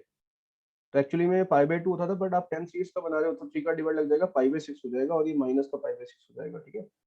ऐसे ही ये आप ऐसे बनाओगे और ये बनाओगे बच्चों, तो ये कितना होता था, पाई होता था ये ना, तो पाई के नीचे 3 का डिवाइड हो जाएगा, पाई बाई 3। ये कितना होता था बच्चों पता है, 3 पाई बाई 2 होता था, कितना, एक मिनट देख लेते हैं। हाँ 3 पाई बाई 2, इसमें क्या करेंगे, 3 का डिवाइड करोगे, बेसिकली ये पाई बाई 2 है, कितना है, पाई बाई 2। बात समझ में आ रही है। ऐसे चलता रहेगा भैया, इधर भी tan 3 का ग्राफ बना लेंगे, है ना, tan 3 का ग्राफ इधर भी बना लेंगे। तो कैसे बनेगा भैया, ऐसा बन जाएगा, ये कितना होता था, माइनस पाई, तो ये माइनस पाई बाई 3 हो जाएगा, माइनस 3 पाई बाई 2 होता था तो माइनस का पाई बाई 2 हो जाएगा। किसका ग्राफ बना लिया, y बराबर tan 3x का ग्राफ बनाया। लेकिन अब ये y बराबर tan 3x का ग्राफ बना लिया और कोई पूछे कि इसका पीरियड बताओ, तो दिख रहा है साफ साफ कितना इंटरवल में रिपीट हो रहा है, माइनस पाई बाई 6 से पाई बाई 6 में रिपीट हुआ उतना ही, तो कितना इंटरवल है यहाँ से यहाँ तक, पाई बाई 3 का इंटरवल है, कितना है, पाई बाई 3। तो आंसर किसी के दिमाग में आ सकता है कि पाई बाई 3 इसका पीरियड है, लेकिन ये इसको जीने नहीं देगा। कौन नहीं जीने देगा, ये cos 2x जहां जहां जीरो होगा ना उसको जीने नहीं देगा। तो cos 2x कहाँ कहाँ जीरो होगा वो देखना पड़ेगा। तो बच्चों की बात बताइए, cos 2x जीरो कहाँ होता है, cos 2x जीरो होता है odd multiples of pi by 2 पे, सही है। इसका मतलब x की वैल्यू क्या आ जाएगी, x not equal to odd multiple of pi by 4। मतलब x क्या नहीं होना चाहिए, n की जगह जीरो डालो भैया एक बार, कितना आना चाहिए, x क्या नहीं होना चाहिए, x पाई बाई 4 नहीं हो सकता, फिर 3 पाई बाई 4 नहीं हो सकता, फिर n की जगह -1 डाल के देख लो भैया, माइनस पाई बाई 4, तो x ये सब नहीं हो सकता, x ये सब नहीं हो सकता। बात समझ में आ रही है, x ये सब नहीं हो सकता तो x इसको होने नहीं देगा। तो पाई बाई 4 कहाँ मिलेगा पता है आपको, x पाई बाई 4 नहीं हो सकता, तो इस डायग्राम में पाई बाई 4 खोजने की कोशिश करो। तो नालायको ये देखो, पाई बाई 6 ये था और ये पाई बाई 3 था, तो पाई बाई 4 कहाँ मिलेगा, यहाँ। तो ये x पाई बाई 4 होने नहीं देगा, मतलब क्या कर लेगा, बबल बना देगा, क्या बना देगा, बबल, है ना। ऐसे ही x क्या नहीं हो पाएगा, x माइनस पाई बाई 4 नहीं हो पाएगा। तो जहां x माइनस पाई बाई 4 हो रहा है, कहाँ हो रहा होगा, या जल्दी बताओ ना, थोड़ा सोचा भी तो करो। माइनस पाई बाई 4 यहाँ होगा ना, तो x होने नहीं देगा, तो क्या बना देगा, बबल। बात समझ में आ रही है। तो इसने क्या किया, दो बबल बना दिए, लेकिन आगे फिर बढ़ोगे 3 पाई बाई 4, तो 3 पाई बाई 4 तो भैया बहुत आगे आएगा, है ना, वहां बबल बनाएगा। तो कुल मिला के बात इतनी सी है बच्चों, गौर से देखिएगा कि अब ना यहाँ से यहाँ तक बबल बनाया ना, एक बबल कहाँ बनाया, गौर से देखो, माइनस पाई बाई 4 पे, दूसरा बबल कहाँ बनाया, पाई बाई 4 पे। तो दोनों बबल के बीच की गैप कितना है, जल्दी बताओ, दोनों जो बबल हैं वो कितने गैप पे आ रहे हैं, माइनस पाई बाई 4 से 5/4 में कितने गैप पे आ रहे हैं भैया? 5/2 गैप पे, ठीक है, 5/2 गैप पे। बात समझ में आ रही है? इसके बाद बच्चों 5/2 गैप पे ना, अगला बबल जो है किस पे आना है? 3π/4 पे। तो बताओ यार, 5/4 से और यहाँ 3π/4 जो होगा, जहाँ बबल आएगा, ठीक है, जहाँ बबल आएगा उसके बीच की दूरी कितनी हो जाएगी? अगेन 5/2। इसका मतलब क्या है, जो बबल है ना, बबल ये 5/2 के बाद रिपीट करेगा। और हम पीरियड किसको बोलते हैं याद है आपको? हम पीरियड बोलते हैं कि जब ग्राफ तो रिपीट होना ही चाहिए भाई, जब ग्राफ तो रिपीट हो ही रहा है, लेकिन साथ में बबल भी तो ग्राफ का ही पार्ट है। समझो, ये तो आपने नेकलेस बना लिया भैया, उस पर डायमंड, ये भी तो आपके ही पार्ट है। तो इसका मतलब हूबहू कैसा कब दिखेगा? जब पूरा का पूरा मसाला रिपीट हो। देखो यहाँ से ये ग्राफ तो रिपीट हो गया, देखो आप, ये ग्राफ तो रिपीट हो गया। इसका मतलब पूरा कहाँ रिपीट हुआ? यहाँ तो अलग सीन है, यहाँ तो बबल आ रहा है। इसका मतलब देखो गौर से, ये जो सीन है, ऊपर बबल, फिर ये खाली, फिर ये बबल, इसका मतलब ये जो तीनों पार्ट है, ये एज इट इज आगे क्या होने चाहिए? रिपीट करने चाहिए। समझ में आ रही बात? तो कुल मिला के बात ये है कि फंक्शन तो रिपीट होना ही चाहिए। कौन सा फंक्शन? tan 3x, वो तो रिपीट होना ही चाहिए। बबल भी रिपीट होना चाहिए। इसका मतलब हम एक काम करते हैं, हम ये देखते हैं कि tan 3x जो है ना, वो कितनी कितनी देर में रिपीट होगा? तो भैया π/3 में, क्योंकि 10 का पीरियड होता है पाई, tan 3x से कितना होगा? π/3। ये जो बबल है था, बबल, ये कितनी देर में रिपीट होगा? आप कॉमन सेंस लगाना है। cos थीटा 0 कितनी कितनी देर बाद होता है? cos थीटा 0, π/2 पे होता है, फिर 3π/2 पे होता है, फिर 5π/2। कितने कितने गैप में 0 होता है cos थीटा? पाई में। कितने में? पाई में। तो cos 2x जो है ना, 2x है ये, cos 2x है, वो कितनी कितनी दूरी पर क्या बनेगा? बबल। यार देखो सिंपल सी बात है, cos 2x का काम क्या है? केवल बबल बनाना। cos थीटा अगर 0 होता तो बबल बनाता। cos थीटा 0 कितनी कितनी देर में होता है? कॉमन सेंस लगाओ, cos थीटा 0 π/2 पे होता है, फिर 3π/2 पे होता है, 5π/2। cos थीटा कितनी कितनी दूरी पर 0 बनता है? पाई दूरी पर। कितनी दूरी पर? cos थीटा कह रहा हूँ, पाई दूरी पर 0 बनता है ना। π/2 पे बना, फिर 3π/2 पे बना, फिर 5π/2 पे बना, तो cos थीटा 0 कितनी दूरी पर बनता है? पाई पे। तो cos थीटा 0 बनता है तो क्या बना देता है? बबल। तो cos थीटा कितनी कितनी दूरी पर बबल बना रहा है? cos थीटा कितनी कितनी दूरी पर बना रहा है? पाई पे। लेकिन यहाँ पे cos थीटा नहीं है भैया, cos 2x है। तो cos 2x कितनी कितनी दूरी पर बनाएगा? आधा कर देंगे, π/2। इसका मतलब ये जो cos 2x है, वो 0 π/2 दूरी पर होगा। अब हम क्या चाहते हैं कि फंक्शन का ग्राफ भी रिपीट हो, बबल भी रिपीट हो। फंक्शन का ग्राफ तो इतने में रिपीट हो रहा है और बबल π/2 में रिपीट हो रहा है, तो दोनों मिला के एक साथ रिपीट कब होंगे? एलसीएम पे। तो π/3 और π/2 का एलसीएम ले लो बच्चों। तो π/3 और π/2 का एलसीएम कितना आएगा? पाई। कितना आ जाएगा? पाई। तो पीरियड कितना आ गया भैया? पाई। यहाँ पे पीरियड कितना हो गया? पाई। बात समझ में आ रही है कि नहीं आ रही है? कोई दिक्कत है ना? आ गया? अब ये समझ में आ गया तो हमने क्या किया, ऐसे देखते हैं क्या करते हैं। 10 सीरीज का पीरियड निकालते हैं, कितना है? π/3, है ना? ठीक है ना? 10 सीरीज का पीरियड निकालते कितना? π/3। और cos 2x 0 नहीं है, तो पहले देखते हैं cos 2x कितनी कितनी दूरी पर 0 है। cos थीटा कितनी कितनी दूरी पर 0 होता है? पाई पाई के गैप में। π/2 पे 0 बना। अब कई बच्चे यार cos थीटा 0 कब होता है वो भी नहीं समझ पा रहे हैं, तो भैया फिर वो थोड़ा सा देख लें, है ना, घर जाके बना के देख लें। जल्दी से दिमाग चलाओ। cos थीटा 0 का बनता है? π/2 पे। फिर cos थीटा 0 का बनता है? 3π/2 पे। फिर cos थीटा 0 का बनता है? 5π/2। कितनी कितनी दूरी पर cos थीटा 0 बना? कितनी कितनी दूरी पर cos थीटा 0 बना? पाई पाई पाई पाई पाई दूरी पर cos थीटा। लेकिन यहाँ cos 2x है मुन्ना, तो इसका मतलब अभी कितनी कितनी दूरी पर बन जाएगा? जो काम π/2 पे हो रहा था वो π/4 पे हो जाएगा। कितनी? π/2 दूरी पर। इसका मतलब ये ग्राफ कितनी कितनी दूरी पर बबल बनाएगा? π/2। मैंने आपको डायग्राम बना के बताया यार, ये बबल कितनी कितनी दूरी पर क्रिएट कर रहा है? π/2 दूरी पर क्या कर रहा है? बबल क्रिएट कर रहा है। बात समझ में आ रही है क्या? नहीं समझे? समझ गए? तो कितनी कितनी दूरी पर बबल क्रिएट कर रहा है भैया? सोच के बताओ यार, मजा नहीं आ रहा ऐसे। हाँ ठीक है, π/2। तो क्या करेंगे? ग्राफ भी रिपीट होना चाहे भैया और बबल भी रिपीट होना चाहे, इसका दोनों चीजें रिपीट होनी चाहिए। तो कितनी दूरी पे दोनों रिपीट होंगी? एलसीएम पे ना। दो चीजें एक साथ रिपीट कब होती है? एलसीएम पे। इसका मतलब ये भाई साहब तो रिपीट कहाँ गया यार, ये रिपीट हो रहे थे कहाँ पे? π/3 पे। बात समझ में आ रही है? और ये रिपीट हो रहे थे π/2 दूरी पर, दोनों एक साथ रिपीट होंगे एलसीएम पे। तो पीरियड कितना आ गया बच्चों? पाई। इस तरह से करते हैं। लेकिन अब मैं आपको एक सवाल करा रहा हूँ, है ना, और ये सारा कहानी में बहुत ट्विस्ट आ जाएगा अभी, ठीक है, गौर से देखिएगा। एक बात समझो कि cos 2x जो 0 था, नहीं था, वो जो कंडीशन थी वो क्या करने आई थी पता है? cos 2x 0 नहीं है, ये कंडीशन क्या करने आई थी?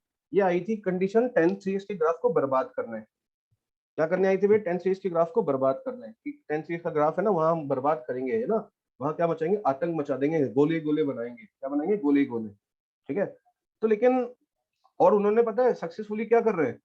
गोले बना भी दिए। 10 3 अच्छा वाला बन रहा था, उन्होंने आए, वो देखो आए, और कौन कौन आया? cos 2x not equal to 0 वाली कंडीशन आई, और उन्हें गोलों से क्या कर दिया, ग्राफ बर्बाद कर दिया। तो अब कंडीशन क्या लग गई कि भैया इसने बोला था कि हम तुम्हें बर्बाद करेंगे, बोले कहाँ करोगे, बोले इस पॉइंट पे बर्बाद करेंगे। उसने कहा यार यहाँ तो मैं बैठा हूँ, आके कर दो, बर्बाद कर दिया भैया।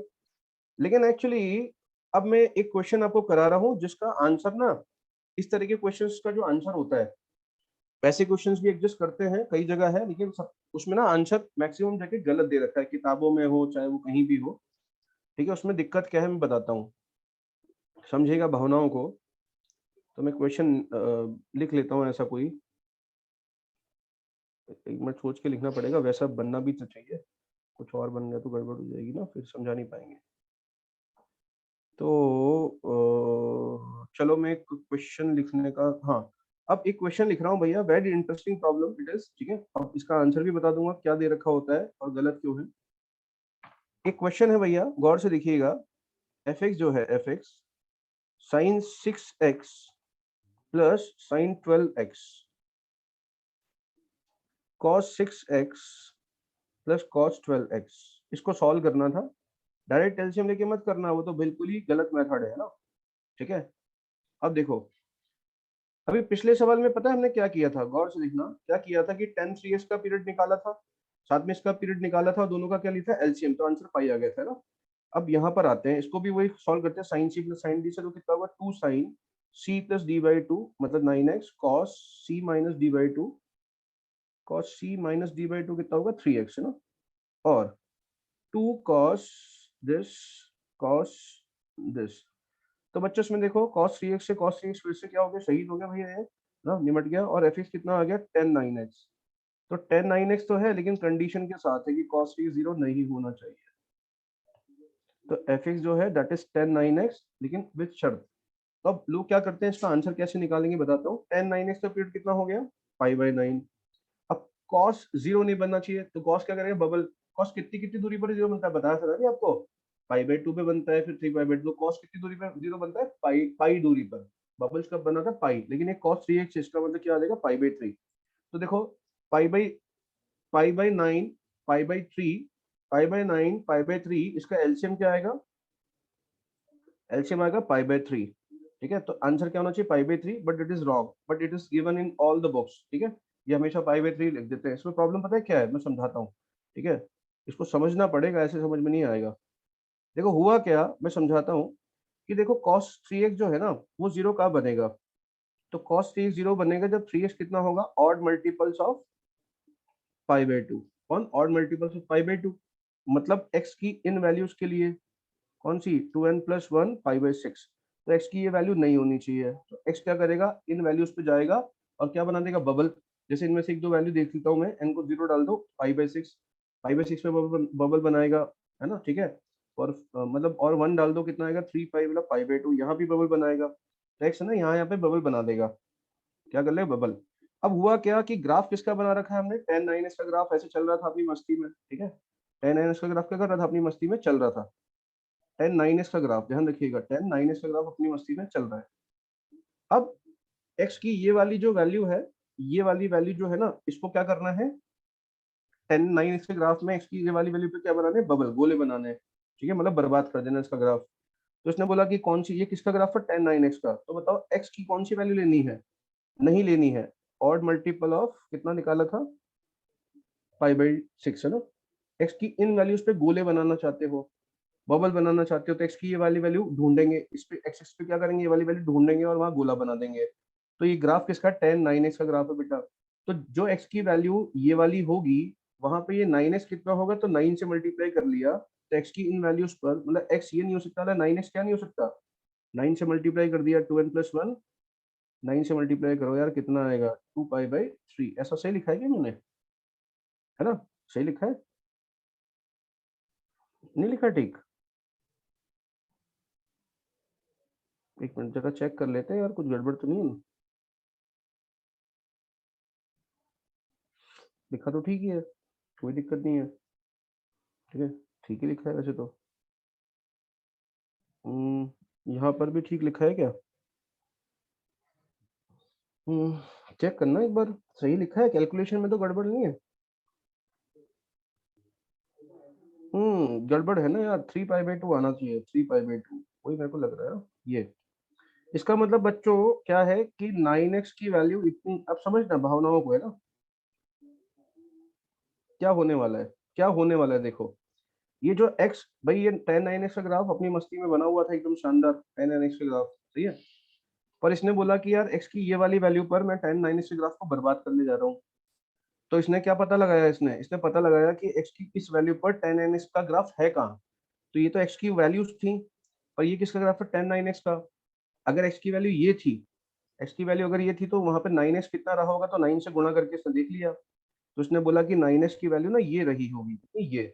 और अगर आप गौर से देखोगे तो 3 into odd multiple of pi by two, तो ये पता है odd multiple of pi by two आ रहा है, क्या आ रहा है, odd multiple of pi by to.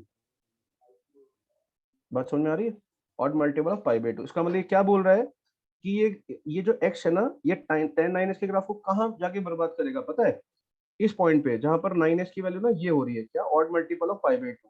और 10 भी बहुत समझदार है, पता है क्या कह रहा है 10, कि भैया देखो अगर मैं 9x की जो वैल्यू है वो अगर odd multiple of pi by to बनेगी तो वहां तो मैं वैसे ही मिलूंगा ही नहीं आपको। आप जहां मुझे बर्बाद करना चाहते हो ना, वहां मैं पहले से ही बैठा नहीं हूँ, देखो आप। क्योंकि 9x जहां पर भी odd multiple of pi by to बनेगा वहां 10x का ग्राफ क्या होगा, डिफाइन पहले से ही नहीं है।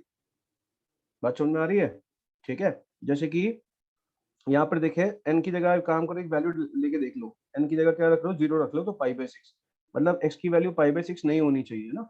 अब x की वैल्यू जब पाई बाई 6 होगी तो ये tan 9x क्या होगा बताओ। जब x की वैल्यू पाई बाई 6 होगी तो ये tan 9x क्या होगा, 9 पाई बाई 6, मतलब 3 पाई बाई 2। तो 10 के अंदर एंगल क्या हो जाएगा, 3 पाई बाई 2, और 3 पाई बाई 2 पर तो 10 वैसे ही डिफाइन नहीं है।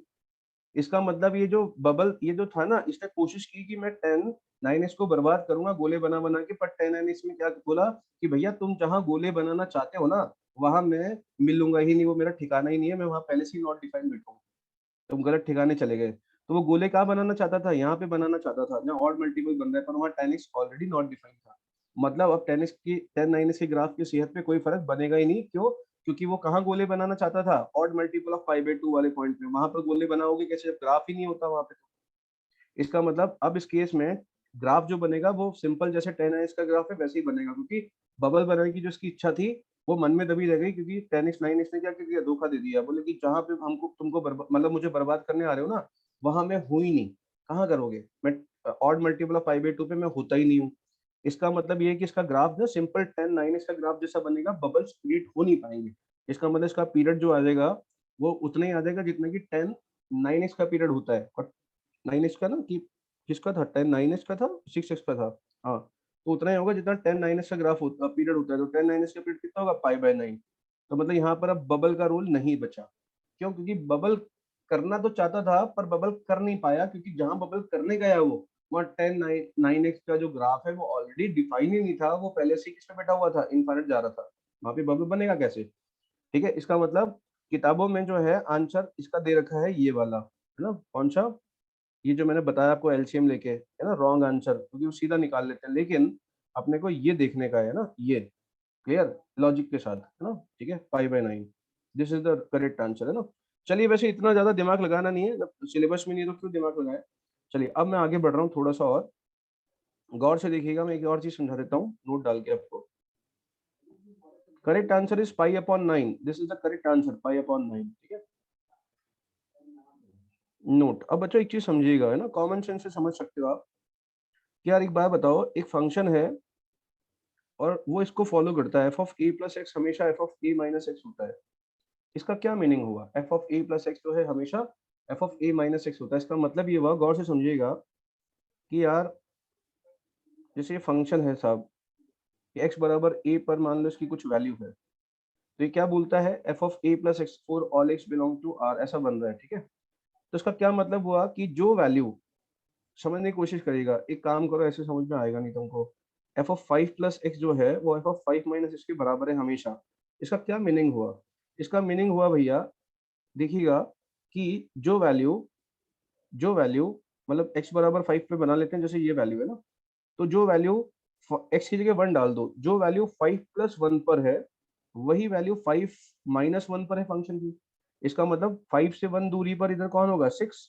तो जो वैल्यू 6 पर है वही 5 से इधर 1 दूरी पर कौन होगा, 4, वही वैल्यू 4 पर है। बात समझ में आ रही है। इसका मतलब जितनी वैल्यू 5 प्लस 2 पर है उतनी ही 5 माइनस 2 पर है। मतलब यहाँ से 2 दूरी पर 7 पे जितनी वैल्यू है उतनी ही यहाँ से 2 दूरी पर मतलब 3 पर उतनी वैल्यू है, सही है। तो ग्राफ कैसा बनेगा, ऐसा, मतलब सिमेट्रिक अबाउट क्या बनेगा, x बराबर 5। ग्राफ क्या बनेगा, सिमेट्रिक अबाउट x बराबर 5। क्लियर। इसका मतलब अगर f of a plus x f of a minus x के बराबर है तो उस केस में जो फंक्शन बनेगा या ग्राफ बनेगा, this function is symmetric about the line x equal to a। ठीक है, तो क्या नोट लिख सकते हैं, गौर से देखिएगा कि f of a plus x अगर f of a minus x के बराबर है, then f is symmetric about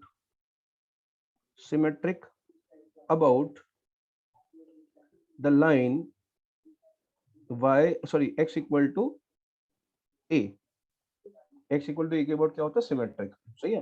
तो अब बच्चों देखो, लेकिन मान लो कभी ऐसा दे दिया गया, गौर से देखिएगा, जैसे कभी दे दिया गया f of x plus 10 is equal to f of 4 minus x। अब यार ये किसके अबाउट सिमेट्रिक है, ये समझ में नहीं आ रहा है ना, ये किसके अबाउट सिमेट्रिक, ये समझ में नहीं आ रहा है। तो हम एक काम करते हैं, इसको सॉल्व करते हैं। जब ये हमेशा बराबर है ये दो चीजें, तो x की हर वैल्यू के लिए बराबर होंगी। तो मैंने क्या किया, मैंने x को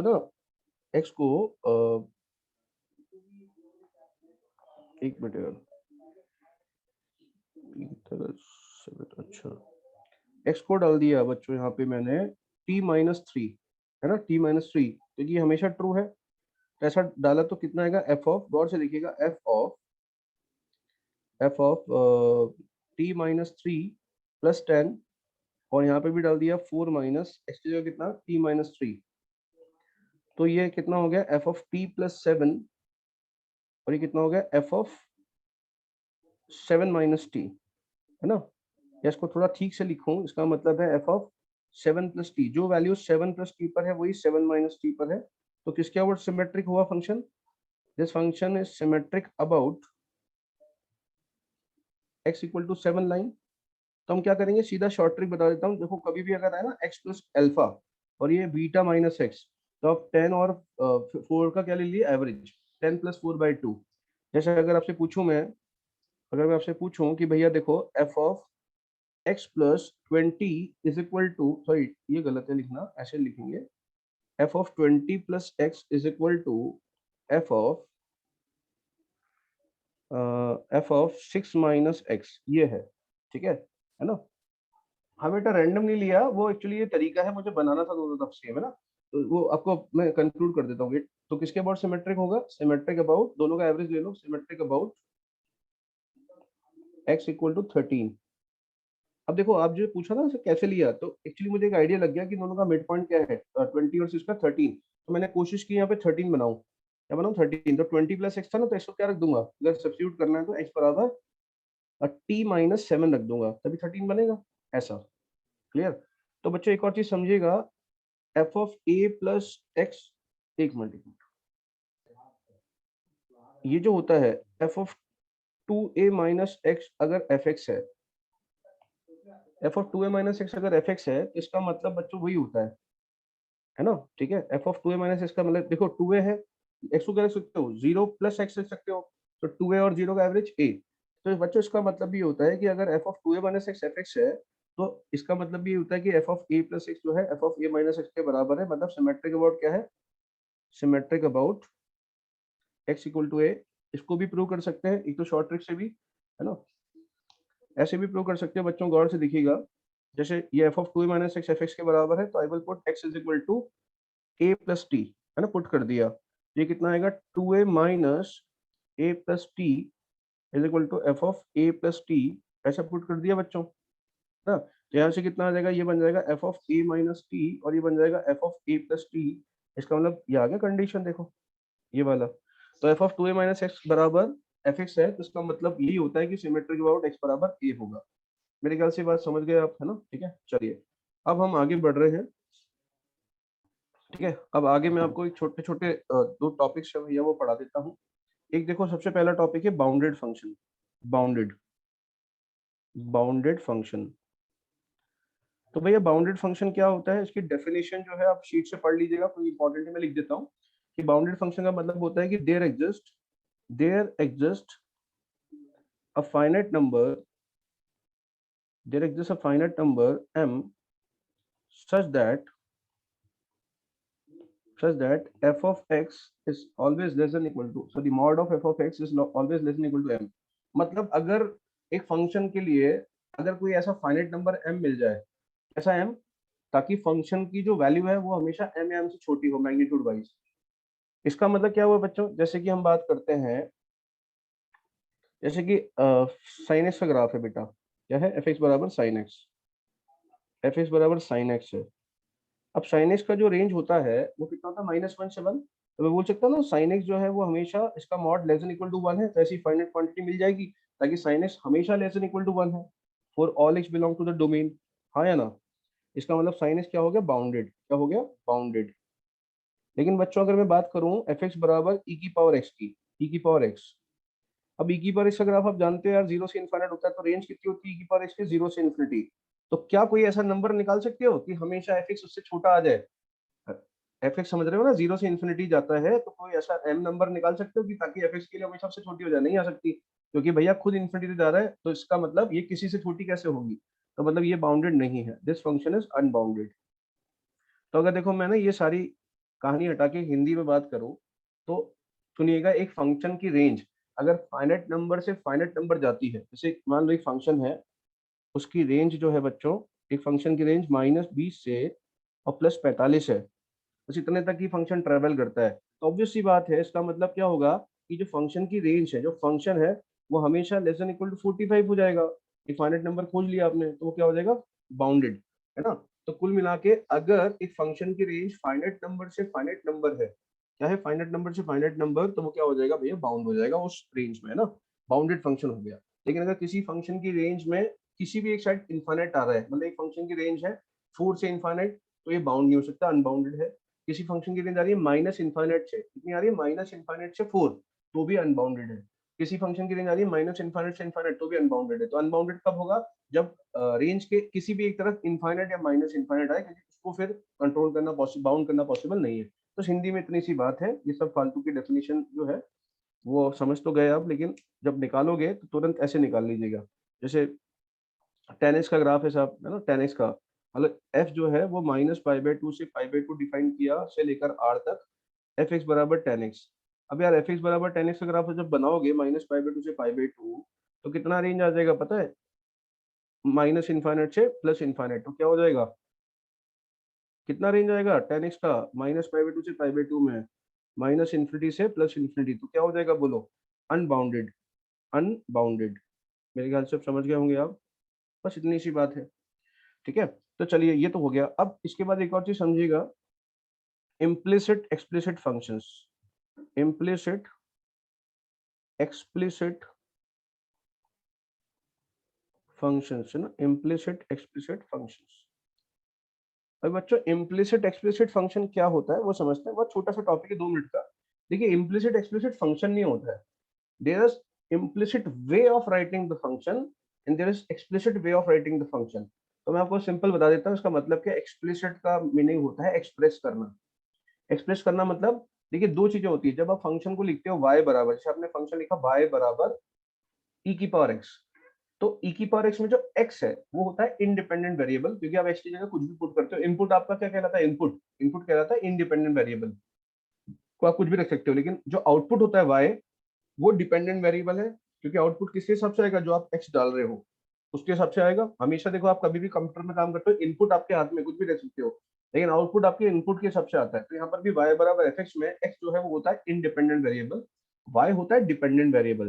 तो एक्सप्लिसिट का मतलब है कि अगर आप y को x की फॉर्म में रिप्रेजेंट कर पा रहे हैं, y को x की फॉर्म में रिप्रेजेंट किया हुआ है, मतलब आपने y को x की फॉर्म में क्या किया हुआ है, एक्सप्रेस, क्या किया हुआ है, y को x की फॉर्म में एक्सप्रेस किया हुआ है, तो explicit way of writing the function, ठीक है? आपने फंक्शन का एक्सप्लिसिट वे में या एक्सप्लिसिट फॉर्म में लिखा हुआ है, एक्सप्लिसिट फॉर्म में एक्सप्रेस किया हुआ है। तो अगर हम डिपेंडेंट वेरिएबल को, मतलब y को, अगर इंडिपेंडेंट वेरिएबल की टर्म में रिप्रेजेंट कर रहे हैं, या रिप्रेजेंट की जगह अच्छा टर्म में एक्सप्रेस कर पा रहे हैं, तो एक्सप्लिसिट फंक्शन है। अगर नहीं कर पा रहे तो इम्प्लिसिट है। जैसे कि बच्चों देखो एक बहुत सिंपल सा फंक्शन है यार, x प्लस वाई बराबर 2, ये एक फंक्शन था, तो अभी y को x की फॉर्म में रिप्रेजेंट नहीं किया हुआ, लेकिन फंक्शन तो ये है, तो दिस इज इम्प्लिसिट फॉर्म। कौन सी फॉर्म है? इम्प्लिसिट। लेकिन अगर कोई इंसान इसको ऐसे कर दे इधर ले जाके, तो बस उसने क्या कर दिया, इसी फंक्शन को उसने एक्सप्लिसिट फॉर्म में रिप्रेजेंट कर दिया। इसलिए इम्प्लिसिट एक्सप्लिसिट फंक्शंस नहीं होते हैं, इम्प्लिसिट एक्सप्लिसिट फंक्शन को लिखने का तरीका होता है। बात समझ में आ रही है?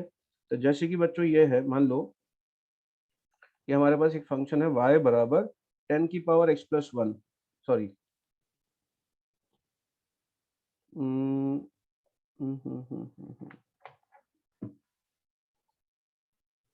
देखो मान लो कि ऐसा लिखा हुआ है साहब, इसमें तो क्या बताएं, एग्जांपल कुछ पता नहीं है ज्यादा, है ना। मान लो किसी ने लिखा हुआ है x इज इक्वल टू 10 की पावर y प्लस 1, तो अभी y को x की फॉर्म में रिप्रेजेंट नहीं किया हुआ है ना, तो कौन सा फॉर्म हो गया? इम्प्लिसिट। कौन सा फॉर्म हो गया? इम्प्लिसिट। सही है। तो अगर y को x की फॉर्म में रिप्रेजेंट करना है तो लॉग ले लो, तो log of x base 10 is equal to कितना? y plus 1। तो y की वैल्यू कितनी आ जाएगी? log ऑफ x, ये माइनस 1। सही है। तो ये कौन सा फॉर्म हो गया भैया? एक्सप्लिसिट। समझ पा रहे हैं? तो देखो किसी ने ये बोला कि find the domain of the explicit form of the function defined by 2 की पावर x प्लस 2 की पावर y बराबर 2। अब किसी ने बोला ये फंक्शन है 2 की पावर x प्लस 2 की पावर y बराबर 2, तो इसका डोमेन निकालना है किसका? एक्सप्लिसिट फॉर्म का। तो पहले इंसान एक्सप्लिसिट फॉर्म में कन्वर्ट करेगा, कैसे? 2 की पावर y बराबर 2 माइनस 2 की पावर x लिखेगा, उसके बाद फिर लॉग लेगा, तो y बराबर कितना हो जाएगा? लॉग ऑफ, मतलब लॉग बेस 2 और 2 माइनस 2 की पावर x, ये इसका एक्सप्लिसिट फॉर्म आ गया। अब उसका निकालेगा वो डोमेन, तो डोमेन कैसे आएगा? लॉग, भैया लॉग का डोमेन है ना, क्या होगा? 2 माइनस 2 की पावर x क्या होना चाहिए? पॉजिटिव। मतलब 2 की पावर x क्या होना चाहिए? Less than 2। सही नहीं लिखा? तो 2 की पावर x जो है लेस देन 2 होना चाहिए, इसका मतलब x कितना होना चाहिए भैया? x 0 से 1 तक होना चाहिए। ये आ गया डोमेन, देखना जरा, सही बात नहीं है?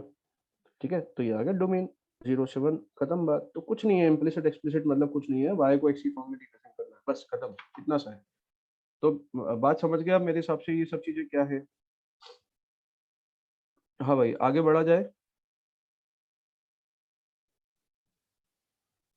अभी 11:32 हुए ना, ठीक है, टाइम तो होने वाला है, लेकिन थोड़ा सा और समझ लेते हैं। तो यहाँ तक तो बच्चों दिक्कत नहीं है ना किसी को भी? चलिए बहुत बढ़िया। अब मैं आपको ना एक चीज समझा देता हूँ, अगला वाला जो टॉपिक है वो समझाने की कोशिश कर लेता हूँ आपको थोड़ा बहुत, फिर अपन कंटिन्यू करेंगे। इनवर्स ऑफ अ फंक्शन, ठीक है, ये इस चैप्टर का आखिरी टॉपिक है और यहीं से अगला चैप्टर शुरू हो जाएगा इसको पढ़ते पढ़ते, क्योंकि अगले चैप्टर का नाम ही है इनवर्स ट्रिग्नोमेट्रिक फंक्शंस। ठीक है, तो ये मान लो अगले चैप्टर की शुरुआत है और इस चैप्टर का अंत है, दोनों चीजें कोलैप्स करेंगे ना। ठीक है, देखो इनवर्स ऑफ ए फंक्शन क्या होता है, मैं समझाने की कोशिश करता हूँ पहले तो, कि भैया देखो लेट एफ, यार इतना क्यों लिखे हैं, है ना, इसको तो कॉपी कर लाते हैं, डेफिनेशन में क्या रखा है। ठीक है, तो बाकी आपको समझा देते हैं, डेफिनेशन कुछ नहीं रखा। देखो बच्चों क्या होता है, ये इनवर्स ऑफ अ फंक्शन समझाते हैं आपको। डेफिनेशन से देखो कुछ भी समझ में नहीं आएगा, पहले ही बता देता हूँ, है ना। समझाऊंगा तो मैं ही, बस लिख लेते हैं ताकि आप वो बना लो यार, क्या बोलते हैं, नोट्स वोट्स बना लो ठीक से।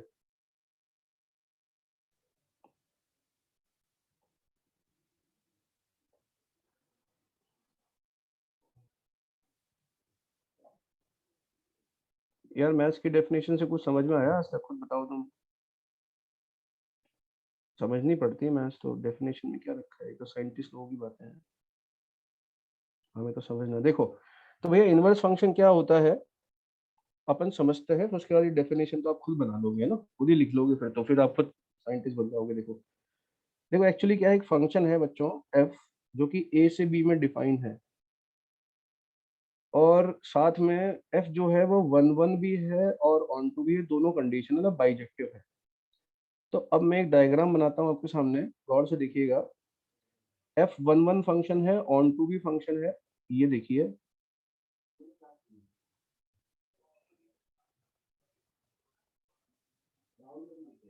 देखो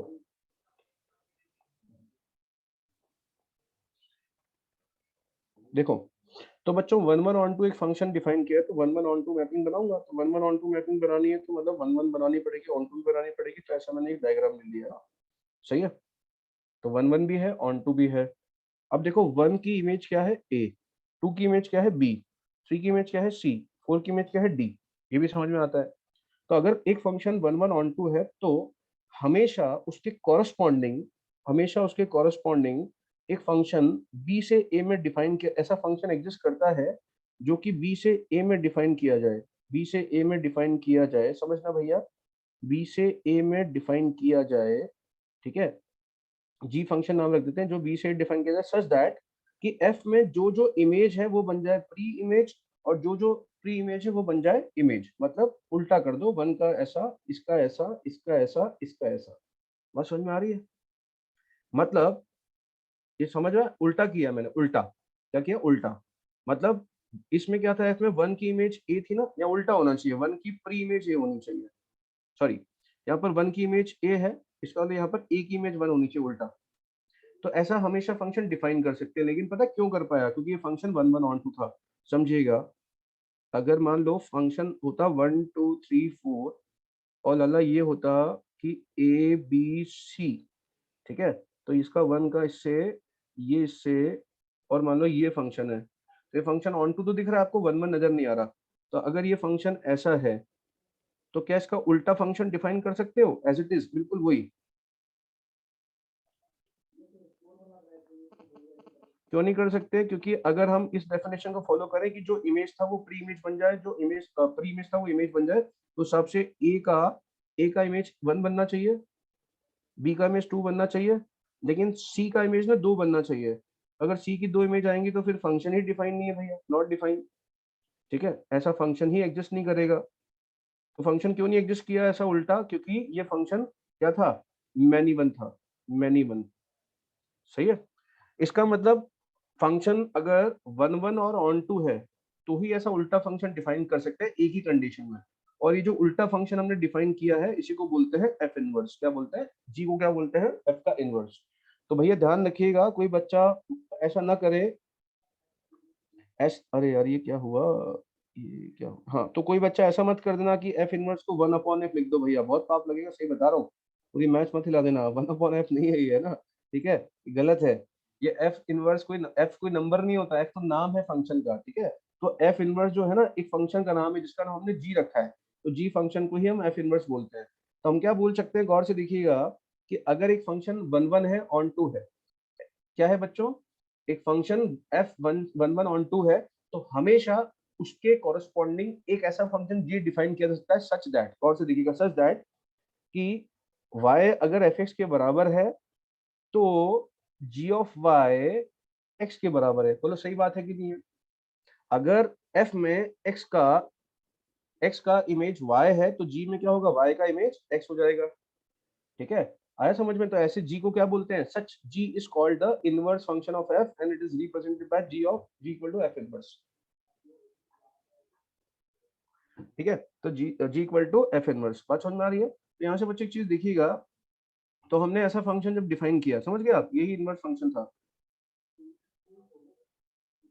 हाँ बेटा, गिवन होगा क्वेश्चन में, अगर नहीं होगा तो चेक करना है, हाँ ठीक है, ये हमें चेक करना है। वो पूछ सकता है कि बताओ इनमें से कौन सा फंक्शन का इनवर्स एग्जिस्ट करता है, या जिस फंक्शन का इनवर्स एग्जिस्ट करता है ना उसको क्या बोलते हैं, इन्वर्टिबल। एक क्वेश्चन था ना आपका ऑब्जेक्ट में, पूछा भी था, एक फंक्शन इन्वर्टिबल लिखा हुआ है, तो इन्वर्टिबल मतलब जिसका इनवर्स एग्जिस्ट करे। तो इन्वर्टिबल कब होगा, उसके लिए शर्त है 1 1 ऑन टू होना चाहिए।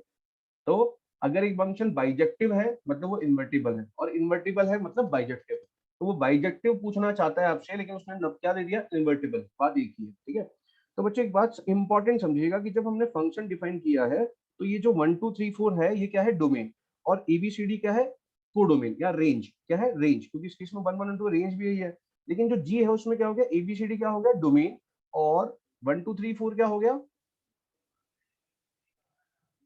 है ना, 1 2 3 4 क्या हो गया बच्चों, रेंज। अब एक बार बताओ कि अगर ये जी फंक्शन है यहाँ से यहाँ तक, तो अगर इस जी, ये जी फंक्शन पे क्या हुआ भाई, एफ क्या था 1 1 2, तो जी भी क्या हुआ 1 1 2, वो तो होना ही है। तो अगर जी भी 1 1 2 है तो जी के लिए भी इनवर्स डिफाइन किया जा सकता है। तो जब इस जी फंक्शन का भी अगर आप इनवर्स डिफाइन करोगे तो क्या हो जाएगा, यहाँ से यहाँ ये एफ आ जाएगा।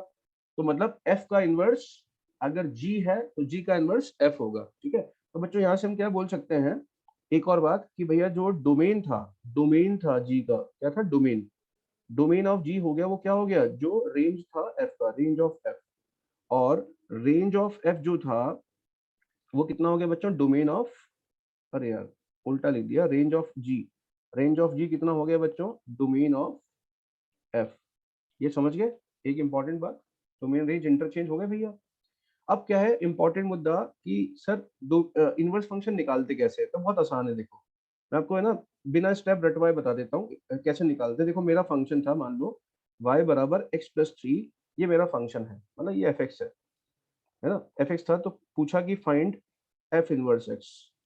अब इनवर्स फंक्शन निकाल के बताओ, तो कुछ नहीं करना है, देखो हम कॉमन सेंस लगाएंगे, हम बोलेंगे हमारा फंक्शन कौन है, y बराबर x+3। समझो हमारा फंक्शन क्या है, y इक्वल टू, ये हमारा फंक्शन है, हमारा मतलब f वाला का फंक्शन है ना, तो ये हमारा क्या है x इनपुट, ये हमारा क्या है आउटपुट। तो इनवर्स वालों के लिए क्या हो जाएगा, फोर इनवर्स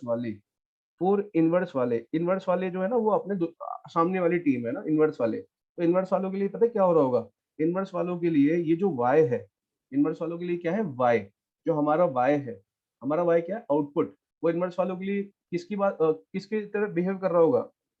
चलो इसको ना मैं अगले टर्न पे समझा देता हूँ, टाइम हो गया है ना, बच्चे लिख रहे हैं। चलिए तो अपन कल यहीं से शुरू कर लेंगे ना। और भैया कल क्लास हो सकती है, आज आप चेक कर लें, शाम को चेक कर लें, कल सुबह उठ के चेक कर लें, ठीक है, कोई समस्या नहीं है, होनी भी नहीं चाहिए भाई समस्या। चलिए भैया तो हम फटाफट से आगे बढ़ते हैं। अभी क्लास एक्सटेंड नहीं कर सकते बेटा, शीट आपको वो है ना, ठीक है, क्लास है आपकी, ठीक है। चलो बच्चों मैं फटाफट से अभी बंद करता हूँ इसको, ठीक है। एक बच्चा पूछ रहा है सर आपको कॉल कब करें, बेटा मुझे कॉल करना है तो 8 सवा 8 बजे करना, रात में है ना, सुबह मत कर देना, ठीक है।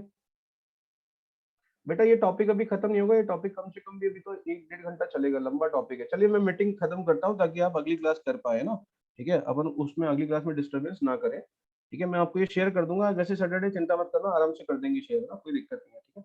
चलिए बच्चों टेक केयर, होमवर्क इसमें लिख दूंगा मैं ना, और शाम वाली क्लास अटेंड कर लेना 7:30 वाली भैया, 7:30 वाली क्लास अटेंड कर लेना सारे लोग, उसमें होमवर्क डिस्कशन कर देंगे सर, ठीक है। चलिए बाय बाय, टेक केयर।